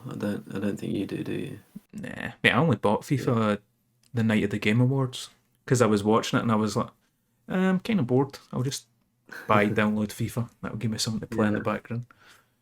But yeah. No, I always seem to get roped into buying it a week early. So nah. gotta get ahead. And then the last bit of news is Microsoft Copilot. Have you heard about this one? Because I think this is actually pretty cool. I've not heard about this story in specific, but I know what Copilot is. It's like is it like the eight? Like it just does shit for you. Like a lot of work computers have it. I don't know how this relates to gaming, but So it the new Copilot for gaming aims to save you time and help you get good. The summary on this little news article, I'll just read this. On the mm, official Xbox podcast, a far inferior podcast to the Trophy Hoarders podcast, Fatima Kardar introduced Copilot for Gaming, the ultimate gaming sidekick that helps players get to play faster, sharpen skills, blah blah blah blah. Let me sum it up for you. Pretty much, it's like chat, is what it's going to be like. So you can be like, boop boop, how did I get past this level? And it'll be like, boop right. boop boop boop. This is how you pass this level. You should be doing this. Go here. This is the best gear for this. So it's like it's like being a successful streamer, pretty much, where you can be like, guys, what's the best build? What's the best gun? And the AI will just tell you. But mate, I think it's kind of cool. It saves I you mean, having to Google it. I mean, that's literally all it's doing is saving you for Googling. it's saving you what 5 seconds of googling. I'm a lazy man. Do we need to go Yeah, over I why I don't bought know. the Stream Deck? Like, don't get me wrong. Like, I do think it's a cool idea, but I'm just thinking. I don't know about you, but I prefer watching a video. So unless they embedded a video, I mean, me mate, reading all those words, I'm like, oh, what? Take a left and take a right, then go up, then crouch to get through. Like that could be quite confusing on how to beat a level. no, I feel like it probably walks you through it though. But I mean, I think it's just like a cool idea. But haven't like the PlayStation tips and game help. I don't really use it, but that's basically the same thing, isn't it? I've Like, never used it, so I don't really know what it's like, how it works. yeah, like I think The Last of Us is a good example, but I don't know how many what games utilize it, but it will give you like a video of where a collectible is. So if you're collecting the Firefly pendants, it recognizes the area of the game you're in, and it will just have a 30-second video clip that you can play, and it will show you, oh, walk around this corner and there's the pendant, or like look up and shoot and there's the pendant, and it's also got like a bit of a video, sorry, a text guide as well. Mm. And I've never utilized it because it's a little bit awkward, but you can actually make your screen smaller and I have know like what. the tip set, Yeah. yeah, full screen it, like, so it's like you've got a split screen in a way. But and I don't know, it sounds interesting. I just don't know how easy it would be to use. I don't know, like when I think of it, I don't think of how to beat a game level. I think, oh, how would I get better at Call of Duty and see what Mm-hmm. what Just tips tells it you would to be get throwing good. out. Yeah, Tells you what but aimbot to download. This is how you yeah, change your literally. server. VPN in. But on the topic of AI, did you see the? I don't have an article unfortunately because it got pulled from everything. But there was an AI thing to do with Sony using their like video game characters. So is Yeah, it Aloy from? Aloy from Horizon, which is a game about AI taking over the world. Yeah, so it's like they're adding AI into PlayStation IP or PlayStation characters, and they're answering questions and doing things. Is that kind of the I don't basis? know. I They would just just kind of like I seen the headline. This is like a because it week or got two ago, I think. yeah, but it completely got zipped off the internet. Like it was this big thing. It's like people started reporting on it, but then they were like, "We actually don't want to touch any of this footage of a barge pole because Sony are on a like." I'm assuming it's probably all been deleted from the internet. That's how big it was, but don't know what it actually is meant to do. But it sounds like it could be interesting. I just seen Potentially having. the female voice actor for it was annoyed because she was like, "I haven't give you permission to use my voice in this aspect," kind of thing. Yeah. I mean, I think that's the risk though with a lot of voice actors. There's probably a very tiny bit of small print that says, "Sorry, unlucky, but we're going to do this to your voice because you signed a contract." I don't But think so. I as think that's well, part of the whole Screen Actors Guild thing where it's like you cannot use AI because there was the whole yeah, thing with well, Netflix. Netflix was yeah, trying to make it where it's like when you sign on that oh yeah we're gonna work on this movie. It was also like something about Netflix could create like an AI version of you and all this shit. because Call of Duty Black Ops 6 has had a lot of controversy regarding AI using like AI generated images. I don't know if you would have seen them, but they've got No. a character and they've got 6 fingers, for instance, and like you people I don't really notice these small details because I don't really care about a piece of artwork for a battle pass thing that you buy. Like people don't look at it, but obviously the people that do, they do. And there were a big hoo-ha about, oh, you could just pay an artist, you're $1 billion company or however much, like just pay Mm. someone to do it instead of getting AI. Valid. But one of the interesting things about that is the Call of Duty voice actors, the people that have done the zombies, because there's a storyline with zombies now for the Easter eggs. Some of the voices have started to change in patches and they kind of are sounding a bit off and robotic and people I don't know if it's been confirmed since, but there's a speculation that they've actually started replacing the voice actors within the Call of Duty game with AI voices that sound similar to them. So they're not replicating them because obviously as you said with that screenplay protection act thing, they can't do it, but they're using AI to almost make something very, very Mm. similar. But you can tell that it's not the same thing from launch, and it's slightly not doesn't have that human touch. But yeah, it's an interesting thing for gaming. I think there's a lot of benefits to it, though. Obviously, this stuff when it comes to people's jobs isn't good, but I think AI can be used in obviously a very good way on making things. Yeah, I feel like it'd be cool as like an assistant kind of thing, like an assistant kind of Mm. role. But the idea, like making, like, mate, you ever see like the people on Twitter and stuff like that where they're like, "I'm an AI artist," and I don't appreciate these, old school artists saying that I'm not an artist. And it's like, brother, you typed in Superman holding Godzilla's hand as he flies away into the sunset, like fucking calm down. You're not a fucking artist here. You know what I mean? You typed some words, That's but the craziest thing. I mean, fair play. It's a job and it is, I guess, a form of art, but it's definitely the stranger pieces of art I've yeah, seen. it's Not seen, but do you know what I mean? Like I anytime don't I've know. tried to use AI on a thumbnail, it's worked out shit as well. I wonder if there's like an AI detecting thing on YouTube. I'm curious. Because there's a Mm. guy that I actually need to check his channel, see if it is still doing shit. But yeah, what do you mean? Like the actual video performed badly, or the thumbnail just looked shit that you made? No, it was Or, like horrible click through rate kind of thing. right, okay. Yeah, because whenever I've tried to like, not like I've tried to make thumbnails AI, but I've tried to maybe get a background or an idea or theme, and they've just come out awful. Like I for my am. Deadpool video, I was like Deadpool holding a PlayStation Platinum trophy, and it was literally like a sports day, fucking just not one. I was like, come on, AI. That's the way my Last of Us one is.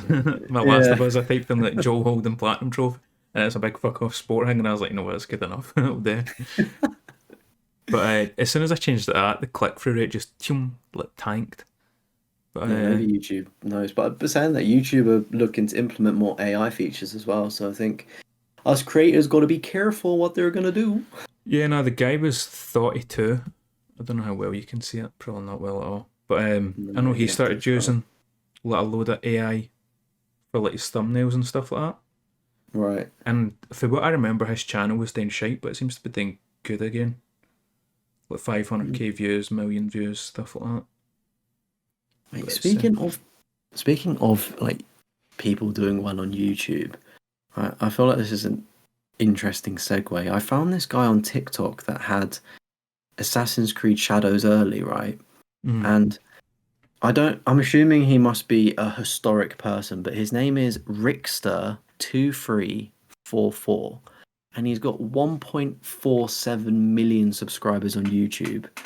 And you look at his views on his videos, and with all due respect, I'm not a thumbnail king, but like I look at the thumbnails, I'm like, oh, for like 1 million subs, I don't know, maybe you would do something either simple, low, like, do you know how some channels just literally use the YouTube automatic, like their face, like the lazy they've stuff, got a right? theme.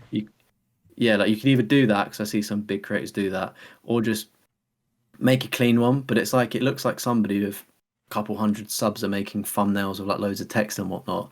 But it's like, obviously the views are really low on the channel. What was And I his was like, name? Rickster2344. And I'm thinking he's obviously blown up on TikTok, and I don't know what way round he's done things. Like, was he on YouTube years ago and was popular, and now obviously it's just declined? Or did he pop off on TikTok and people came over to YouTube? He's TikTok. Is he? Yeah, I've seen I him mean, on I did see TikTok him. hundreds of times. Yeah, but then I was just like on TikTok. I was like, how? I mean, fair play getting the million subs, but yeah, I saw him playing Assassin's Creed Shadows. But even that video only had like a couple thousand views, and I was like, it's interesting. Obviously, he's got a nice catalogue of viral things behind him, but I was looking at the averages. I was like, oh, he's not really doing too well, and he's got a copy of Assassin's Creed early. I'm very jealous. I need to get working. I think it's one of the ones where it's like Ubisoft just see it's like, oh, this person's got 1 million subs, so you can have a collector's edition copy for free and stuff like that. Yeah. He's actually alright, to be fair, for what I remember. Is he? That Kale guy on TikTok, I fucking hate him. Kale? Cayle, I think it Oh, is. Mate, he's fucking yeah. annoying. He's got like 12 Mate. different accounts. Every single one of them's fucking blocked. He's more consistent. He's Mr. Consistent, mate. He just everything. He's always got a post. He'll post like a day ago, then have a new video 12 hours ago. Okay. I was curious. I did give him a view because it popped up. He was playing a horror game with his girlfriend, and I was just intrigued to see what kind of setup he was He's doing birds for the blocked video. as well on TikTok, by the way, because she came up on my feed and I was like, what is this? And then he appeared and I was like, ah, mate, he's still getting on my feed for his fucking board. But yeah, like I watched it because I was curious, and I was just like, is he actually going to do anything? But he was literally just, he sat on the sofa recording the TV screen. I was like, this is just, I mean, fair enough. People are obviously invested in that vlog What year is it? lifestyle. 2007, fuck's sake. Some old school DSP shit, just with a fucking camera pointed at the TV, just doing your Let's Play. But I feel like people like a vlog though. Anywho, enough airtime for him. He's big enough. yeah. Mate, there was something, I wish I could remember that guy's name, but there was a guy that I seen, and it was, I think it was on, I know it was on YouTube. He had like literally just over 1,000 subs, and I actually want to check that Kale, see if he's still got it. But it's like, mate, the guy had like a Patreon, and it was like every single video had like 200-300 views kind of thing, and he's like just barely over 1,000 subs, and I'm like, why have you created a Patreon kind of thing? And it's like 0 posts on his Patreon, 0 patrons kind of thing, and I'm like, what's enticing me to join your Patreon? You know what I mean? Like, why you got it? Is it like you just want the money kind of thing, which I get, but it's like, I don't know. Same as there's a guy that I used to know, like a friend kind of thing that I'm not pals with anymore, and he's got a Twitch account, and he came up on my Twitch one of the nights you were streaming, and I was like, fuck, I'll go see what it is, and it's like, I'm trying to become a full-time Twitch streamer, please follow, like, and all that stuff. And mate, he was playing marbles on stream the entire time with 3 people. Play marbles with 3 people. You never seen the marbles on stream? No, I have, but it's like you use the light, like you don't play it. It's like automated. And you just watch it. But you need chat. You need viewers. He's not got any. And it's one of the ones where it's like the same as well as like you know, like when you're streaming, you don't like you let people lurk if they want to lurk. So like on Twitch, you can see the user list. If you've got chat open, you can click user list and you can see. So like when I join and he goes, "Oh, Castromo, welcome in," Exclamation point, play, try and, you can join us playing marbles and all that shit. I'm just like, oh, fuck off. But Yeah, I don't that's know where such an that important rant is thing. going, but Yeah, I mean, I think it's an important thing when streaming to just like be respectful of your viewers, like welcome people into chat. But if people don't want to chat, and you don't have to, just enjoy the stream and drop a like and just chill. It's not for everybody because I can understand it can be quite intimidating to go into a live chat sometimes. Like I definitely felt like that in the earlier days when I was getting into the community of as like a fan almost. But briefly to touch on the Patreon point, I think we can definitely expand that in a future episode. But it's an interesting divide, an interesting debate. 'Cause it's like surely the person with 1,000 subs deserves more patrons opposed to the person with 1 million subscribers. Do you know what I mean? And it's like I it's would agree on almost Twitch donations. Twitch, not Patreon's different. Patreon. I don't really know what Patreon is. Is it just like you just post videos on there and you do posts? Is that Right, what so it it's is? like you sign up. Well, I'm subscribed to Platin Adam on it. I used to be subscribed to Adam McDermott. But it's like, Is I it more think of a community, like a Discord? you can get access. Like some people have it. You can only join the Discord through the Patreon kind of thing. That's what Adam McDermott says. You need to be on the Patreon. And he has a thing. I think it's the first Saturday each month. Or the last Saturday, I can't remember. Where it's like, he'll jump into a video call with everybody and you'll like, have drinks with him and stuff like that. I only ever went to one of Yeah. them. I was gonna say I remember John Callum mentioning that, didn't he, in the pod? He's That was been to a after few the of pod, those. I think. Oh, was it after the pod? Oh, Yeah, but- because people that don't know, like, we sat in the call for like another yeah, 3 hours or some shit. I think we went till like midnight just shitting the shit. just chopping the shit. Yeah, But like Platin Adam, he'll give you like a newsletter, like what he's been playing, what movies he's watched, like all this kind of stuff. You get early yeah, access to his videos and all that shit. And I don't mind paying it. I think it's like £5 a month, and I'm like, fuck it, to like support him kind of thing. I don't mind. But it's like yeah. I'm actually getting something out of it. You know what I mean? I'm getting the newsletters. I'm getting the early videos. You get the updates and shit like that. Whereas like people when they nothing posted on Patreon, wanting it. Can you don't like? Can you not see that? Like, do you have to subscribe to then see that sort of thing? Because like, if you're a private account on Instagram, it says like 000, but then you could follow my private account and it'll be like 100 posts. So you can Or does see it? how Can you many see if they're patrons active? the person. You can see if they're active. Right. Okay. It's like Fair. click to unlock, click to unlock, click to unlock kind of. Right. Right. Yeah. Yeah. I mean, fair enough. If they've got nothing on there, then no. But I'd assume if you are asking for people to come onto Patreon, you would have something behind you. But I would say Patreon, I think, is good for small and big creators as long as you're actually giving people something. But like Yeah. donations, like I would never donate to like a big streamer that I watch and like that because mate, you're fucking minted. You're making money through fucking ads and the subscriptions and stuff like that. You don't need my £5. Like some millionaire goes, oh, thank you so much, Chris, for your £5. Thank you so much. You know what I mean? Thank you so much. Exactly. Like it's fucking nothing to him. He doesn't give a fuck. But I like a find small it streamer would cheeky. appreciate it so much more. 100% and supporting that community. I find it so cheeky. Maybe it's because the amount of people that Speed gets in his streams, but like I don't know what it was, but it came up on my YouTube page. I was like, oh, I've never actually been into a Speed live stream. Let me click on it and see what he's doing. Because I do find him quite funny. And the live chat was obviously like because he's millions Just of people that can't even read it, but it was members only live chat, and I was like, a little bit cheeky. I think I don't know. Nah, Because I think if you're massive, then you kinda need to do that. maybe, but I just like, what's the difference? Nobody's going to be able to read the members chat anyway, sort of Good thing. point, I But suppose. yeah, all right. But I feel like we're in a good place to wrap. I feel You like got we're over anything? 2.5 hours, mate. We just kind of waffled. All we did was talk about what we played in news and then Yeah, fucking I mean, waffled. not every week needs to be a showstopper. Sometimes you have to have a little bit of filler, isn't that right? Hey, this is a filler episode. It's a bit of filler, mate. I feel like it's been a sick episode as well. I can't lie to you. I feel like Yeah. we've had a good amount of news to go through. Spoke a lot about what we've been playing. It's been nice to almost have a conversation opposed to talking about a specific topic or whatnot. I'm not saying I don't enjoy that, but I feel like it's Not been good. having to pivot to certain points. Just kind of Yeah, exactly. where we end up's where we end up. Exactly. That's the beauty of the podcast. But hopefully everybody's enjoyed it. Do let us know if you have. And yeah, that's I'm hoping next time we come back, I've enjoyed Assassin's Creed Shadows a little more. So I'm hoping that Deliver Us the Mars game isn't it absolute shit.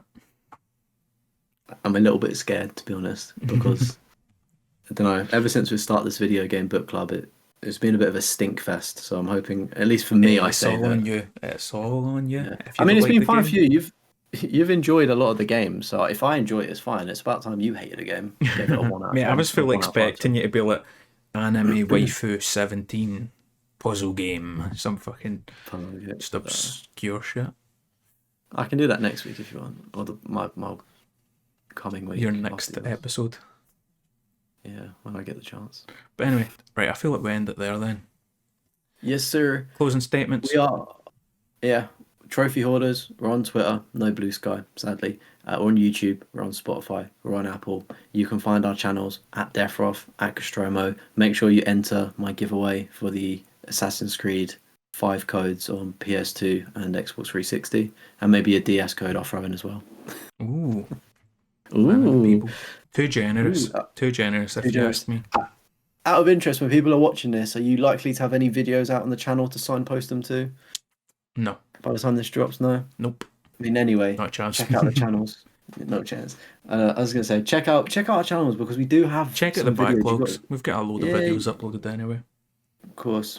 You got a CSGO video, maybe people haven't seen that. I know we spoke about it last week. And I've got a Tekken 8 video. So 7K views, I think it got last time I seen. It's plateaued. It's died now. Yeah, I was going to say, it had a really good start. I think I saw it at like 4 or 5K. I've just not had a chance to ask you how it's done. I was going to say as well, didn't a certain man hit 2K subs? I did. It helped push me over the line. I'm now at 2030. Should have started the episode with that. I was going to say, I messaged you about it, but obviously that was maybe about a week ago or so. About a week ago. Yeah. Chat, if you made it this far, can we say congratulations on 2,000... 2K subs. I was trying to think of something funny, but yeah, 2K subs works. Mate, I think I said it in the last episode, but I was like, since I hadn't uploaded in so long, I was like, 500 views, I'll take that. And then it's hit over 7,000, pushed me over 2,000 subs. So, mate, it's one of the ones I knew it'd be a good video, and it had potential, but it done better than what I'd set kind of goal-wise for it. And just ride that momentum, baby. Yeah. Into April. So hopefully the other videos do well. They will do. Anywho, that has been us. We'll see you in a fortnight. Much love. Peace. See you motherfuckers in the next one. The balloons. The balloons.